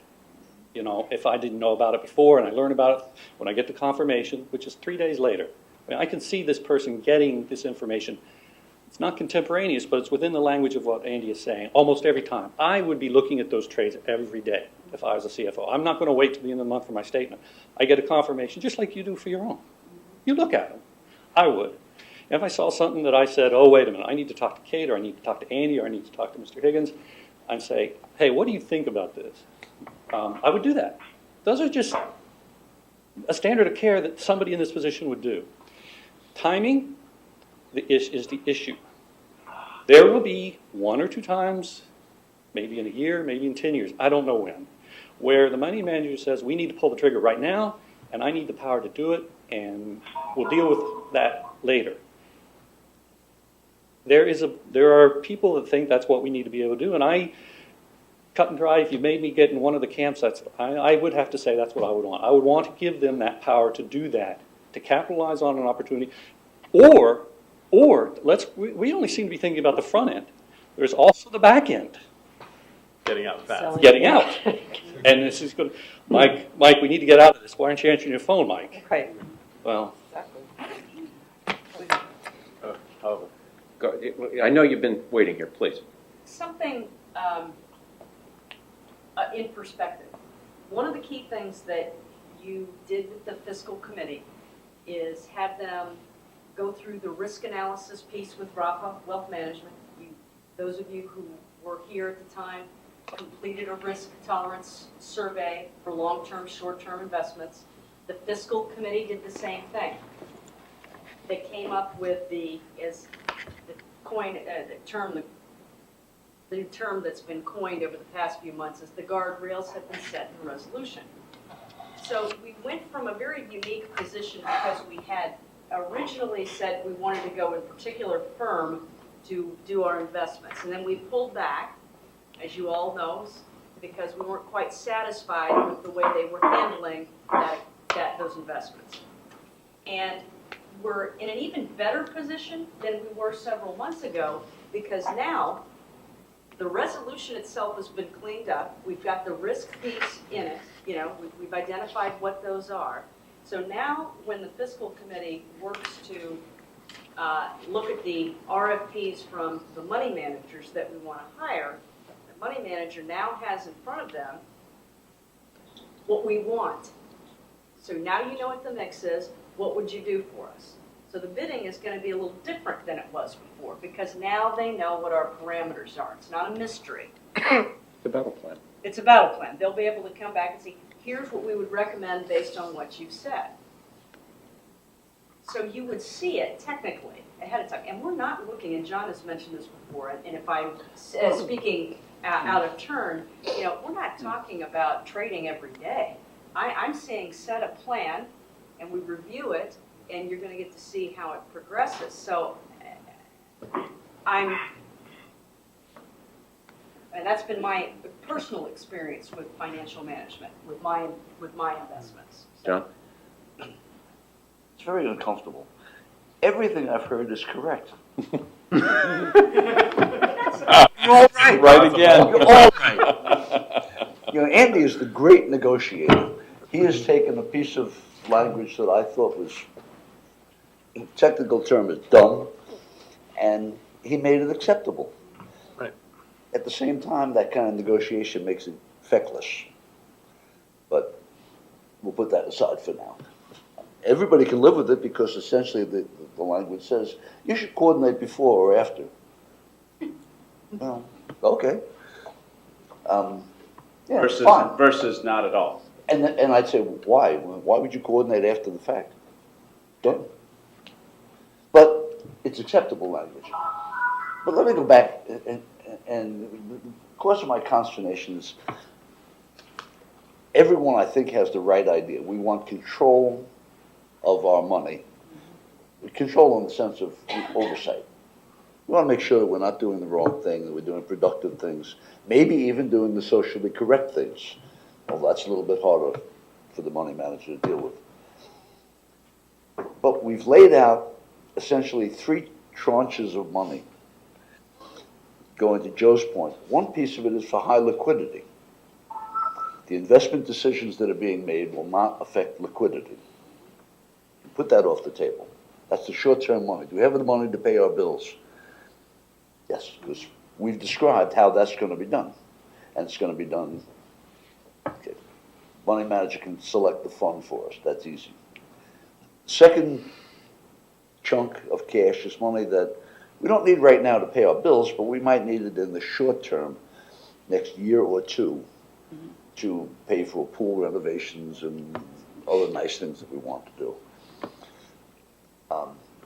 That's going to be invested in readily available investment. By the way, all of this money is readily available. We're not buying real estate. Excuse the expression there. We're not buying hogsheads or commodity futures. So the second chunk of funds is probably also going to go into something like midterm corporate or government debt. It might be commercial paper. It might be even certificates of deposit, could be municipal bonds that are going to mature in the near future, things like that. And then the third chunk is kind of long-term. And that's, as Andy said, we're not going to be rolling this over. We're not looking for a Wall Street environment here. So I think it's, once we realize what we're doing, the question of the coordination, to me, becomes a lot less important. The selections of the investments, in my opinion, ought to be made by the money manager, the person we're paying to do that, and whom we will be making accountable for those choices. To prevent the catastrophe of investing in, I don't know what, but something that we would really hate, the resolution says that I will get a copy of the treasurer, not me, but whoever's treasurer is going to get a copy of the trade ticket right away. Well, right away. We can insist it to be done by email or fax. No, the same day that a trade has been placed. CFO is going to be notified. Same day. So there's that kind of oversight protection. That's why the coordinating recently after the fact, it's okay. It's a bit redundant, that's all. But I love the approach to you thing. It's such a good, if I ever needed a negotiator, I'm going to go to this guy. The fiscal committee, by the way, these experts, were like this on both sides of the issue. They're all over the place. Yes, they were. So, sort of like building a kitchen. We all know the basics, but once you get down into the details, it's pretty hard to agree. Well, Andy, I'll give you, go ahead, and then I have a comment. Okay. Again, as John described, I mean, what we're talking about for the long-term investment is basically what we said was, again, the minimum balance of what our R&R fund would be, where it's around the $2.5 million, and that's the only money we were talking about for the long-term investments that we would not need for within a 2-year period. So it's money that we're looking that's beyond 24 months, and that's the money that we're talking about being invested. So, and again, please, if you've not, I know everyone has, but I think it's a good document that describes well short-term, long-term, what makes them that way, what are the investments, that are allowable for each, the guardrail set in percentages. I think it's a very good document. In section 1B, again, my proposal would be to use that first sentence, or the sentence that's there for 1B, as is, but then to add a second sentence, as I sent out to you an email. And that second sentence would say, the money manager will consult with the CFO regarding specific investments that will be initiated or that have recently been initiated. Such consultation ensures a timely check and balance process such that investments remain consistent with the association's fiscal goals and responsibilities. And to me, it may be redundant with the trade tickets that are coming in, but to me, as the fiduciary of this money, it makes me feel more confident that the CFO who's on staff, who is part of our association, is a second set of eyes, not slowing things down by having to do it before, but in recently after having had the money manager who we pay, who we trust, who sets up the investments, has to explain his or herself to someone. A CFO should understand the basics of finance. Not every trade, not every investment in the world, but should be understanding of the types of instruments that are available and that the association is investing in, so that it recently afterward that's explained, and if there was any uncomfort that could be done, that could be figured out sooner rather than later. And that's all that sentence means to me, and so that's why I'm more comfortable with it. If I could think of one example of how that would be productive, I would probably join you. I cannot think of how it can be productive. What I can think of is how it's unproductive. Because if the money manager is consulting with us ahead of time, he's no longer accountable. Right. That's my concern. Mine too. I made a bad decision, but I checked with the CFO and he said it was okay. Right. You want to put the accountability on. That's the You downside hired him I'm to do concerned it. of. I don't want to send that kind of message to the money manager. I want to send the message that we're going to be watching it very closely. And if we're not happy with your selections, we're going to find another money manager. Right. True. So I can't think of the upside to, once you, on a practical level, of having consultation. The CFO can't think of one. Well, what about Eve's concern? Right. But Only if that's- I had specialized knowledge, and that would be an accident. That would be after. My concern is addressed by the after. If the CFO is reading the tickets and he says, ooh, we just Nuclear invested power in. Japan, yeah, right. Well, I mean, I think that's an appropriate, responsible response to say, hey, that's not us, let's sell that one. I think that's reasonable. And on the other hand, we are being, we're taking advantage of the expertise of the Money manager. That's why we hired him. Right. Yeah. Go ahead, Richard. I want to come at this from a slightly different direction. I'm assuming that the objective is to retain a money manager. Correct. And that there is going to be a contract with that money manager. Correct.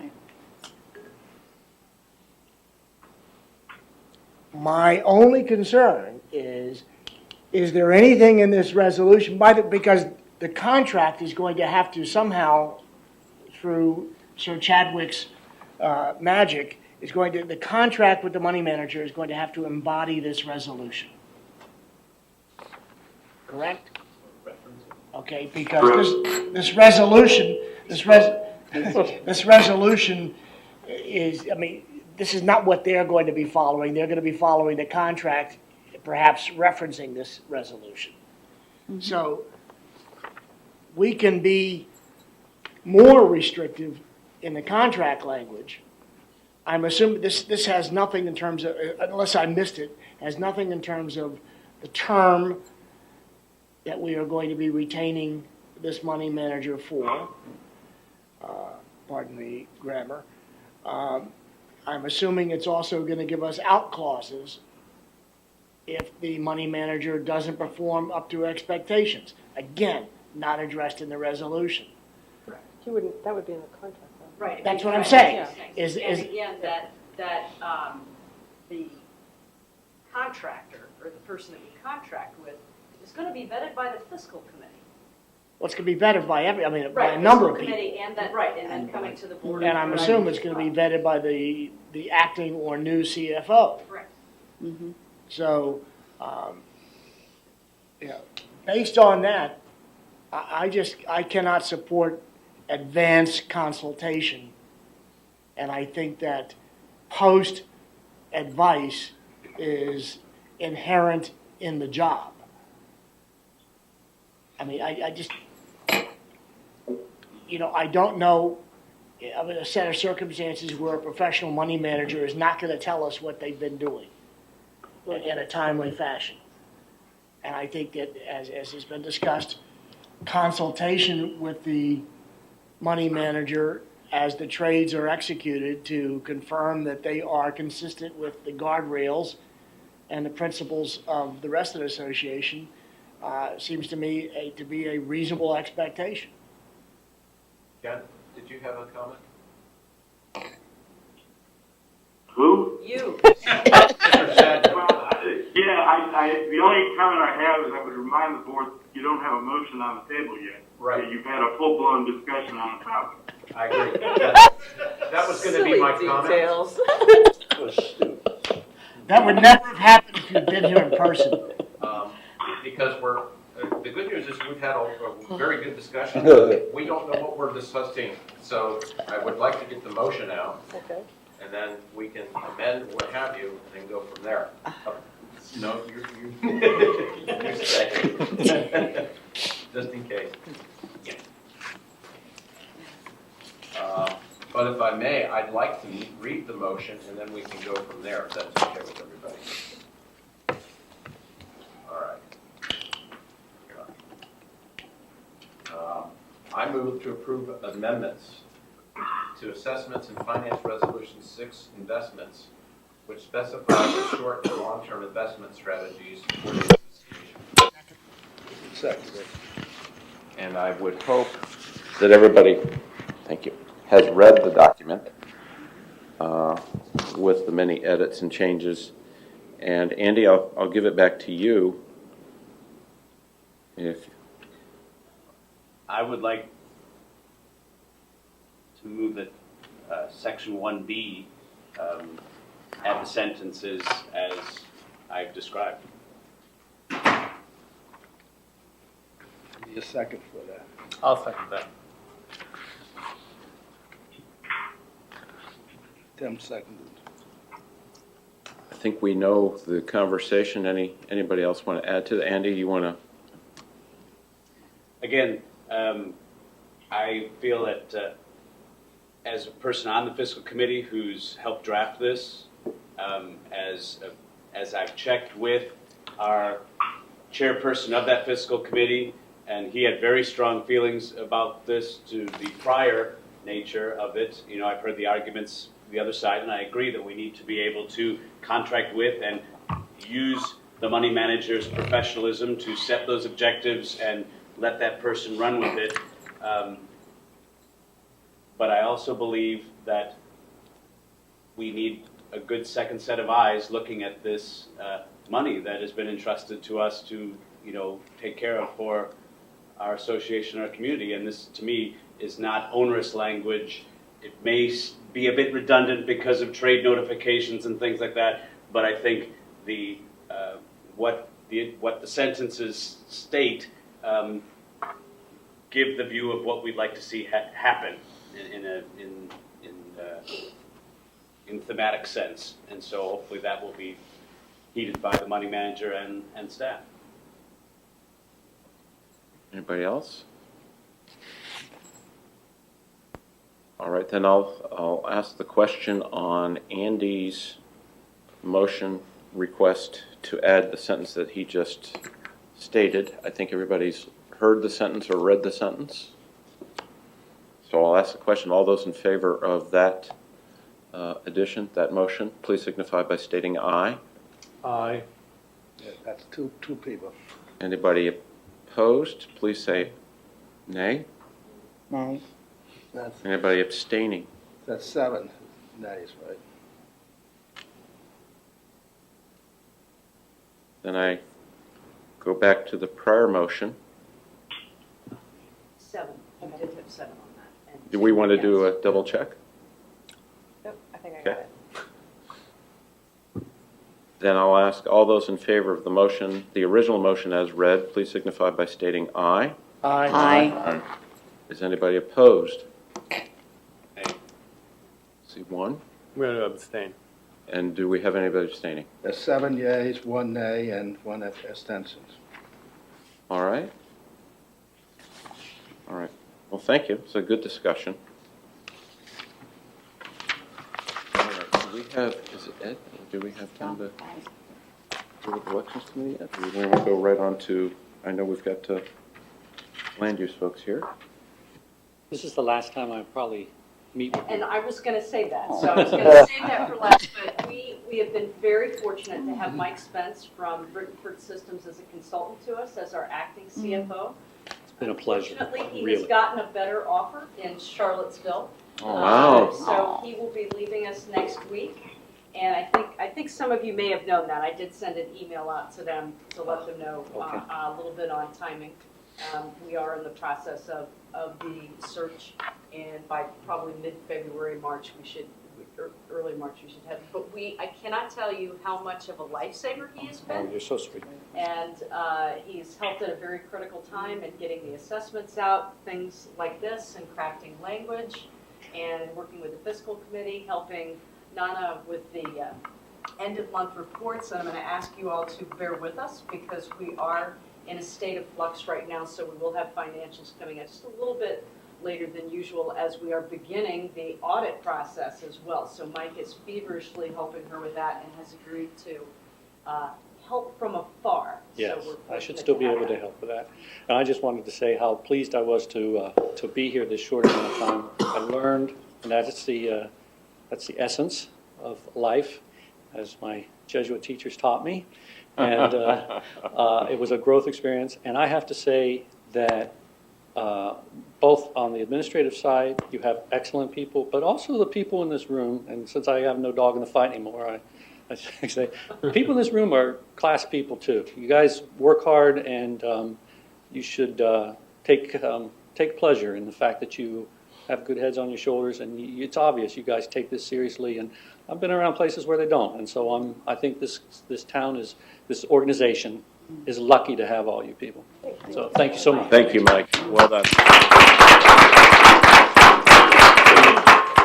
Ourselves, I guess. I see John back there.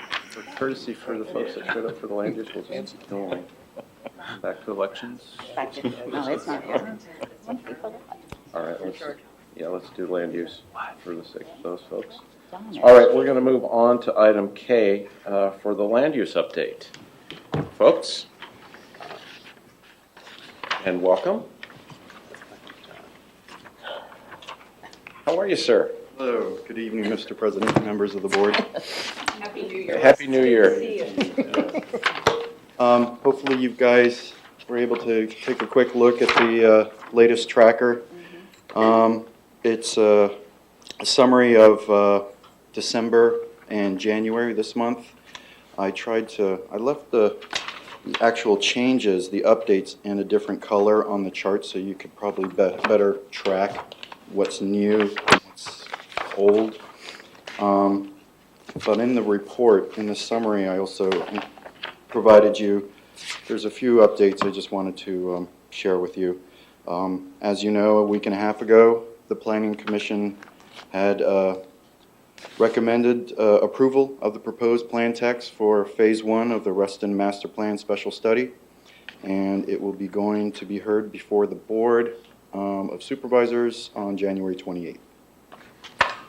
One other thing worth mentioning is recently on December 26th, the Watermine Park at Lake Fairfax is undergoing, a plan was submitted to the county, a site plan to involves an expansion of over 2,000 square feet of a building addition to that facility.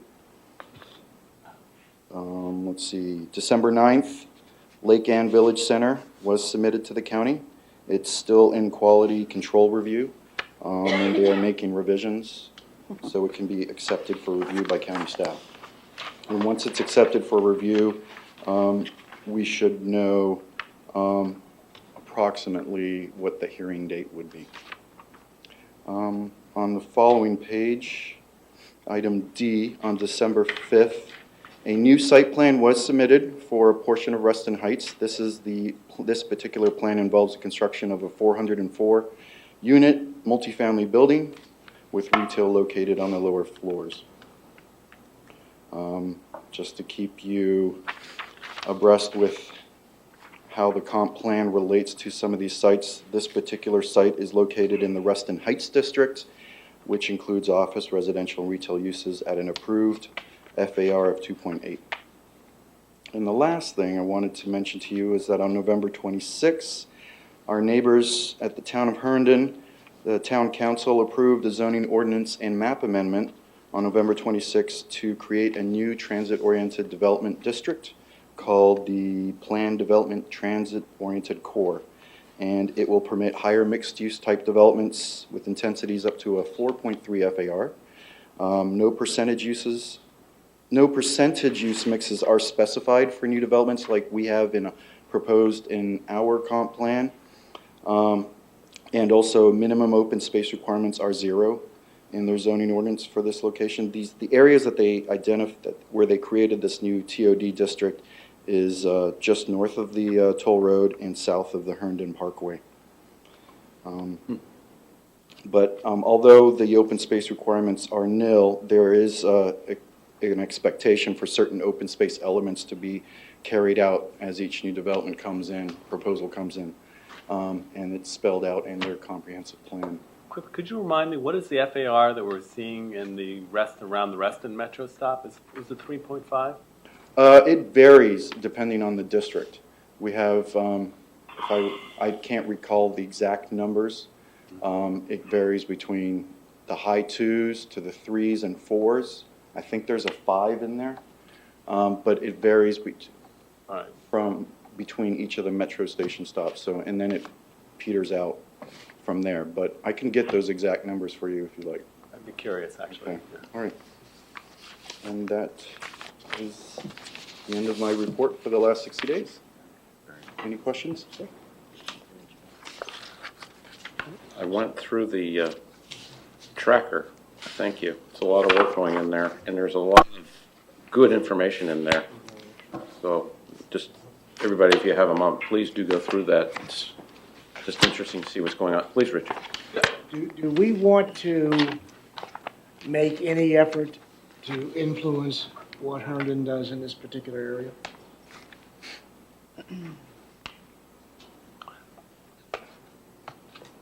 And I'm looking to our consultants to address that Yeah, question it's as a to good whether or question. not we want to try and influence what Herndon is doing in their TOD. And maybe influence is the wrong word, but perhaps it might be in our best interest, in our community's best interest, to share with some of the elected officials at Herndon what we've gone through and kind of some of the things that we're advocating for Reston, and just make sure that they are aware of those things. I'm sure their planning folks are, but the elected officials may not be. I believe that it sounds like a great idea to share some of the values and the principles that the Reston Association is trying to get established within the comprehensive plan and share that with the town council members there. I'm not sure exactly what mechanism we can do this at this point, but I certainly think that's a great idea to share your thoughts and views, as well as vice versa, their opinions on some developments as they come in this area as well, especially along the toll road. Yeah. Yeah, let me just chime in, John McBride with Odin Fellman also. You raise a good point that has two aspects to it. The first is they've actually implemented that ordinance change. So those zoning districts are there ready for rezonings to be applied for to implement those zonings. Okay. Isn't that right? Yeah, they have completed the process. Right. So their ordinance is done. It's in place. Yeah. I think it would be useful, first off, if you want to expand the tracker, we can expand it to Herndon applications if you would like. That's up to you, and we don't need to know tonight. But if you want us to do that, we can do it so that as applications come in, certain applications may pique this board's interest and you would ask us to get more information, and then dialogues should take place and input should take place. The second aspect of it is I think we need to be a little bit careful in the continuing dynamic of the town of Herndon, a separate jurisdiction for planning and zoning, from Fairfax County. We are a part of Fairfax County where the supervisor and the chairman, but mostly the supervisor Hudgens, has direct relationships with town council. So what I would suggest is that we can certainly, along with your staff, Larry, Kate, talk to town staff and get some intel in the beginning and trade, certainly alert them to what is important to Reston, and what is important to Reston should be important to them, like open space and some other things. I think that would be a good way to do it, and then maybe at least initially work through the supervisor's office, at least give her the opportunity to have such a meeting. That may have piqued her interest already. It probably did. So I think that would be the way to do it. I think we get to the same result. You make a very good point, but I think we need to be careful how to do that. Again, it doesn't have to be tonight, but if you would ever give us any such direction to that effect, we can do that. But those are very good points. Thank you, John.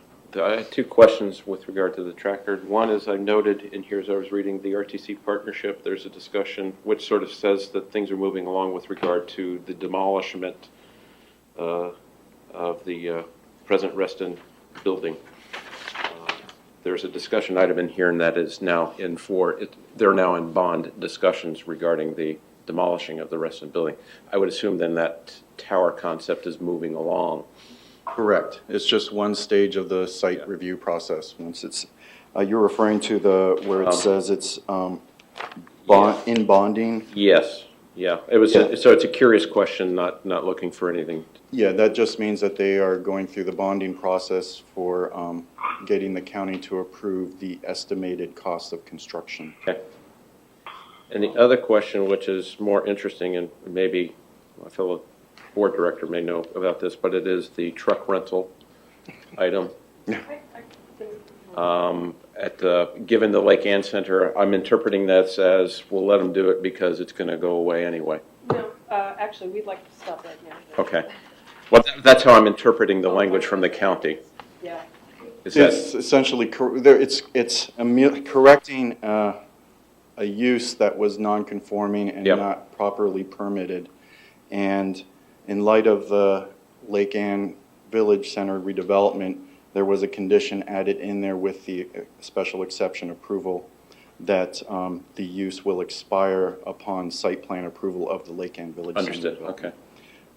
I wanted to add a couple more things I meant to mention was there was some of the keynote developments such as the Reston Executive Center and the Reston Square. I just wanted to mention that the Planning Commission hearings were rescheduled at a later date, and that's also highlighted on page 2. I saw that. Thank you. Anybody else? Okay. The only one thing I wanted to mention in relation to this, and I believe all of you were present last Wednesday night when we started a rollout of a process. And I want to commend John and Larry in particular for helping to put a process together to look at development and redevelopment. Andy mentioned it earlier, as it comes to Reston-based properties, what we call PRC, already in covenant properties, as opposed to non-PRC, things that will be coming in. As I stated that evening, we had a very enlightening experience at the end of last year with the Lake Ann project and how important it is to make sure all of our committees that can impact such projects have an opportunity to take a look at it, as well as simply just getting us in the front end of the process as opposed to the back end, which is what Larry and our design review board and Bravetta are used to, is we're usually seeing the tail end of it. We want to try and get in front of that earlier, and we believe that it will not only be more effective for the Reston community, but it'll ultimately save developers money, because they will have the opportunity to get it done in a more comprehensive way. So we'll be continuing to work with that. We're trying to identify some meeting dates and coordinate for the next one. Our committees are interested, engaged. I think that they like what we're beginning to put forward. We had a fantastic meeting with Joe and Enrico, a lunch meeting earlier this week. He said that he thinks that he and his fellow chairs are going to find this very helpful going forward. They like the concept that we won't be spinning wheels as much anymore. So we're looking forward to continuing that. And I thank OD Feldman for all of their help in putting that together. It was a good meeting in the right direction for the association. I'd like to add on to that because I think most of us, if not all of us, were there. So I thought it was a splendid event. I thought it was very well put together. I thought the content was spot on. And I say that only because the number of emails and conversations I've had since that short period of time, it's only been a week or what have you, has been very, very strongly in the pro box in terms of how that was put together, the ideas that were contemplated, and seeing Reston taking the initiative to move things forward. So I have to give kudos to the folks that put the content together. Thank you. Thank you, John. Thank you, Russ. And Larry, thank you all for putting on, I think, one of the best events I've been to in a long time with a lot of diverse organizations and viewpoints. I think it came together very well. Thank you. All right. Thank you, sir. Appreciate it. I guess we might want to go back to the Elections Committee. at this point in time? We can't, and it is entirely possible that Ed was booked with something else, so I do apologize, but I can tell you a lot of work was done. Have a good evening. A lot of work was done on the election package. If you don't mind, I just wanted to Please. take the opportunity. You have two motions before you. One is, this is the time of year when we have to name, formally appoint our election counting agent, so that motion is in your packet. In addition, the second piece of business that the board has to undertake is approving the form of the election guide and ballot, the materials that will be going out. Communications worked very closely with the elections committee. We did make some modifications to the guide. We are very interested in, as we were last year, in pushing electronic voting because it does save the organization money. So a QR code has been added to the front of the ballot. We were making sure that we get all of the information. There's been text added to the back that says here's when they're due back. Just minor tweaks, so nothing significant when you're looking at this. And same thing with the ballot itself. So we are not making any significant modifications here, but just trying to make sure the information is clear when it goes out. And I can guarantee you, from what I've seen with petitions going around for the elected directors, that this will be a thicker than it is showing here. This is just a sample of what will be coming out. And as you recall, after the end of last year's election, we did change the mailing process, so it's all going out first-class mail and will land in homes on time. But we do hope that the folks that voted electronically will take that opportunity as they did last year, because I think our numbers shot up to about 60% as a result of that problem. Kate, I remember that there was a font problem as well. With the codes, with the codes, and although they're not printed on here, the username and passcodes, we're going to significantly shorten and eliminate some of the more cumbersome digits on here.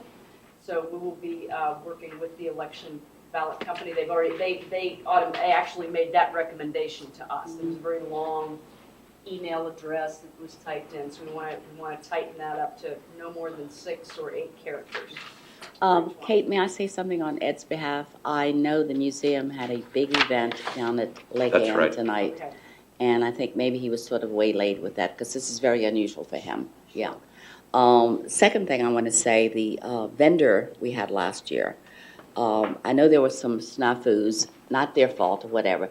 Did we meet with them after the election had occurred to kind of talk about what some of our concerns were? Yes. Yeah. Yes. And the third thing, I want to compliment the elections committee.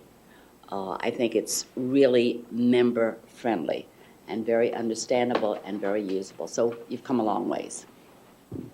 You were a big part of that. Yes. So thank you for your input. Yeah. Please, Rich. Just a couple of quick questions.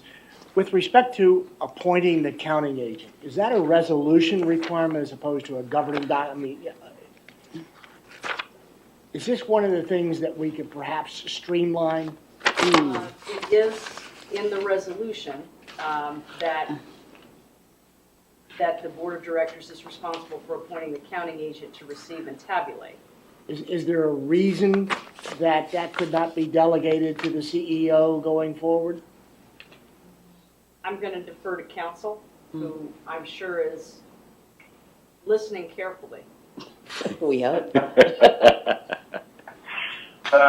isn't actually a good question. They do have to appoint, in essence, the counting agent is going to be your trustees of election or your elections officers, which are required by statute. So it would be probably good for the board to appoint it more as a statutory requirement than and thus an administrative part of the board's responsibility as opposed to anything under the governing documents. Okay, that answered my question. The next question is the letter, the text to be sent to the Category B members. Is that also going to be presented to the board? If you're presenting the ballots to be sent to Yes, other categories. And the timing is such that I can definitely bring that back to the February board meeting and have you take a look at it at that time, because that's an in-house Right. send-out process. So I will put that on Sabrina, and I will put that on our tickler file for the apartment owners ballot for the February Board of Directors meeting. Okay? Thank you. I appreciate that. Unless somebody has, what I'd like to do is at least get the motions on the table. Okay. I'll read the first board motion. Move to appoint IntelliScan Incorporated as the association's counting agent and as the inspector of elections for purposes of section 13.1-847.1A of the Virginia Non-Stock Corporation Act to receive and tabulate the 2014 election ballots and to certify the results to the Reston Association Elections Committee. Second? Yes. Any comments or questions with regard to that motion? I'll ask a question. All those in favor of the motion as read, please signify by stating aye. Aye. Aye. Is anybody opposed? Abstaining? Thank you. Item 2, Board Motion 2, move to approve the 2014 election ballot template and related materials as proposed by the Elections Committee. Any comments or questions with regard to the materials? I'll ask a question. All those in favor of the motion, please signify by stating aye. Aye. Is anybody opposed or abstaining? Thank you, folks. All right, and thank you, Ellen. Thank you, everybody. Do understand with Ed, I did see a large group of people walking down that way as I was leaving. Yeah. And I said I was going one way and they were going another. All right. Moving right along, going to the, I think it is the legal committee action, which is item L. I move to approve the report of the legal committee and authorize action to be taken on the cases reviewed during its meeting of January 8th, 2014. Second. Any comments or questions with regard to what's found in that item? Any? I'll ask a question. All those in favor, please signify by stating aye. Aye. Anybody opposed or abstaining? Thank you. Moving right along. I think we are at the CEO management report. Yes. New report format, and I give that courtesy to Kirsten. She helps put together the information, and she collects that from staff throughout the course of the month to say, here's what's going on. So instead of by department, we're kind of doing it by topical area.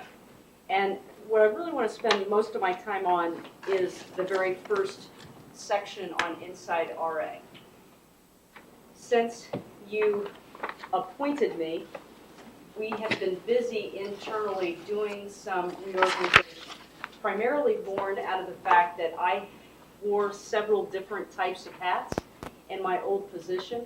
I worked very closely with Alice, and I cannot tell you how much I value her perspective, what she brings to the table. I can't tell you how many times we've moved boxes around on a chart, and then the next day come back and torn them up and start it all over again. So one of the most important things is we want to have an efficient and effective operation for the organization. So we had our first opportunity when we looked at it with the CFO position. We took out of my position the IT oversight. We felt that that was something that worked well several years ago when it was finance, the CFO oversaw the IT function. There's quite a bit that goes on with that function that interrelates, is coupled with what's going on in the finance department and looking at things. We have a fantastic IT team with a great strategic plan to implement. And because I know what's going on and what should be happening, I felt very comfortable doing that, as does our IT manager. Something else that I know is very important to this organization is different revenue streams. So another duty that's been added to the CFO position is development, working closely with the Friends of Reston, identifying development opportunities that make sense for the organization. One that you heard tonight, of course, was LEAP. Easy, very simple, new, stream that we can use to help achieve what we're trying to do. So different things coming in. So that is a new function. Those are new functions, and several of you, well, all of you received a request for me to find out from you what are you interested in seeing that position do over the next 12 to 36 months. What is important to you? I did that with the communications director position, and it really has served well and has given good guidance to Kirsten in her role. Kirsten, I think I mentioned to you, has also, last time we met, has taken on our member services team. So her department is now communications and community engagement, going right to the strategic plan. One of the key areas that we've identified is important to this organization. It has been a phenomenal matchup. She's done a very good job. Her team is awesome that I handed over to her. Some of a great group, but they're doing very well, and they're reaching out in different ways to our members that are unique. It's not just behind the desk, it's beyond the desk. So you'll be seeing more coming from that area in community engagement. The next thing, one of the other hats that I had was the administrative piece. So what the organization really didn't know is we had actually excellent talent in-house. Somebody who had worked in the administrative area before in administrative services, and a perfect matchup, in my opinion, with HR. Because what you're doing internally is providing human resources as well as administrative services. So Alice has willingly taken on that role. Primarily what we're looking at right now is organizational development across the organization. Obviously the reorganization is part of that, but she's got a lot of great ideas. And Kiana, who served directly as my executive assistant, will also be helping out with that, is reporting directly to her now. We'll be undertaking quite a few new projects with her. The other role that I had in the organization was your board liaison, board and committee liaison. I used to wear that hat about 10 years ago, and it was a very important hat. I mean, quite honestly, I was really neglectful. Not neglectful to you, thank goodness, but really neglectful to our committees. I didn't take the opportunity that I needed to pay attention to what they were doing, make sure they felt they were heard, they were before you, and help guide them. So I have asked Sabrina to take on that role for me. So she is now your board and committee liaison for the organization, and she'll be helping with the election. She's in learning mode, and she's doing a great job. So I feel very fortunate that she's taken on that role for us. Another very important role that we've been talking a lot about tonight and over the past few weeks is the whole concept of land use development. We need to pay a lot more attention to it as an organization. It was one of your board priorities set in 2012, and to put that in place. We have a great consultant this evening that came in, but we really need some in-house talent, and we already have that in-house talent, and that is Larry Butler. He is going to become our Senior Director of Community Resources. What we have done is add to his plate, and he will be hiring someone to take over as the Deputy Director of Recreation, focused on service and programs. And in his own words, he said, that's one area that if I could have a magic wand to do things differently with, I would. And I need the talent to help with that. He said, I want to have that happen. So there will be a lot of changes from that perspective. He's done a very good job in all of the recreation, but I need him at the table. When I talk to the developers, when John and I are setting up these processes, everything that you heard last Wednesday night, he is going to be the key component. He is going to be the key filter, and I can't imagine anybody better to have at the table helping us move through the processes and establishing relationships. The last thing that is underway, and Alice and I are working very closely with the Covenants Administration Department, is change management in that department, really taking a hard look at what the goals and strategies should be so that we can enhance the interactions that we have with our members at that level. That's still a work in progress. I'm very thankful for the money that you all set aside for both technology and a new set of hands. And we're going to look very closely at how we can best put those together. We're going to be working very closely with communications. Kirsten has taken up some new community engagement roles for that department as well. So that's more to come on that. But I wanted to let you know where we were on some reorganization. We get a lot going on. As I've been told, I'm really moving people's cheese around, so it's been an interesting, but I've got a great team, and everybody has been very willing to think outside of the box and do new and different things. So that's where we are, and more to come on that. The other thing that I wanted to mention, you all deserve to get a report and an update on the strategic plan. An update on the report on the strategic plan and how we're doing. We will be working internally with the action steps that you approved several years ago to come to you with an update on a regular basis. Annually, you'll receive reports in March, June, September, and December. So we'll start with the board planning committee, let them know what we're up to in the month of March, and on the March board calendar, you will receive a report from the senior leadership team as to how we're doing in fulfilling the association's strategic plan.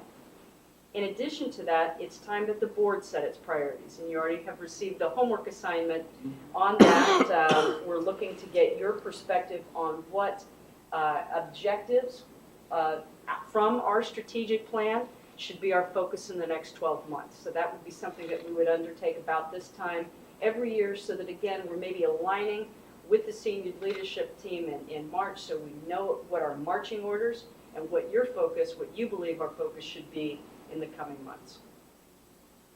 Those are the things I wanted to focus in on in particular. One other thing is I know that Larry's team is working closely together on kind of getting themselves ready for the reserve study that will be undertaken this year. That's something that the CFO will be helping capital projects and things like that with. So more to come on that probably in the next couple of months. We'll give you an update as to where we are, but definitely want to work with the new CFO when they come on. Great job, Kate. Excellent update. And congratulations, Larry. It just added more to the plate is what I heard. But he can handle it. Yes, he can. Excellent update. And yeah, just a reminder on the homework.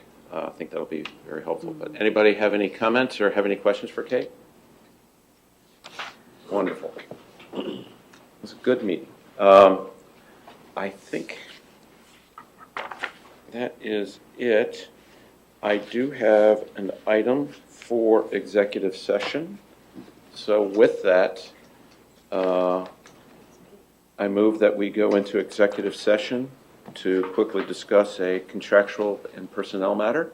Are we going to need to extend beyond 11? Yes, we will. Stop it. Kidding with you. That's the first time I actually heard Joe say that. So do I have a second on that, please? Yes. Oh, I'm sorry. Amanda seconded. All those in favor, please signify by stating aye. Aye. Is anybody opposed? Anybody abstaining? All right, we'll let everybody get organized. I know the camera's got. Thank you, everybody, for being here this evening. We'll be in bad shape if this thing has to go to 11 o'clock. I would agree with that. How are you?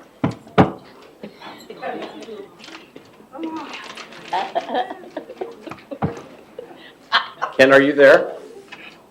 Chadwick? I am. All right, we'll catch. We're doing the standard tear down, and we'll be back. I give it about 5-10 minutes if you need the same. I'm fine. All right.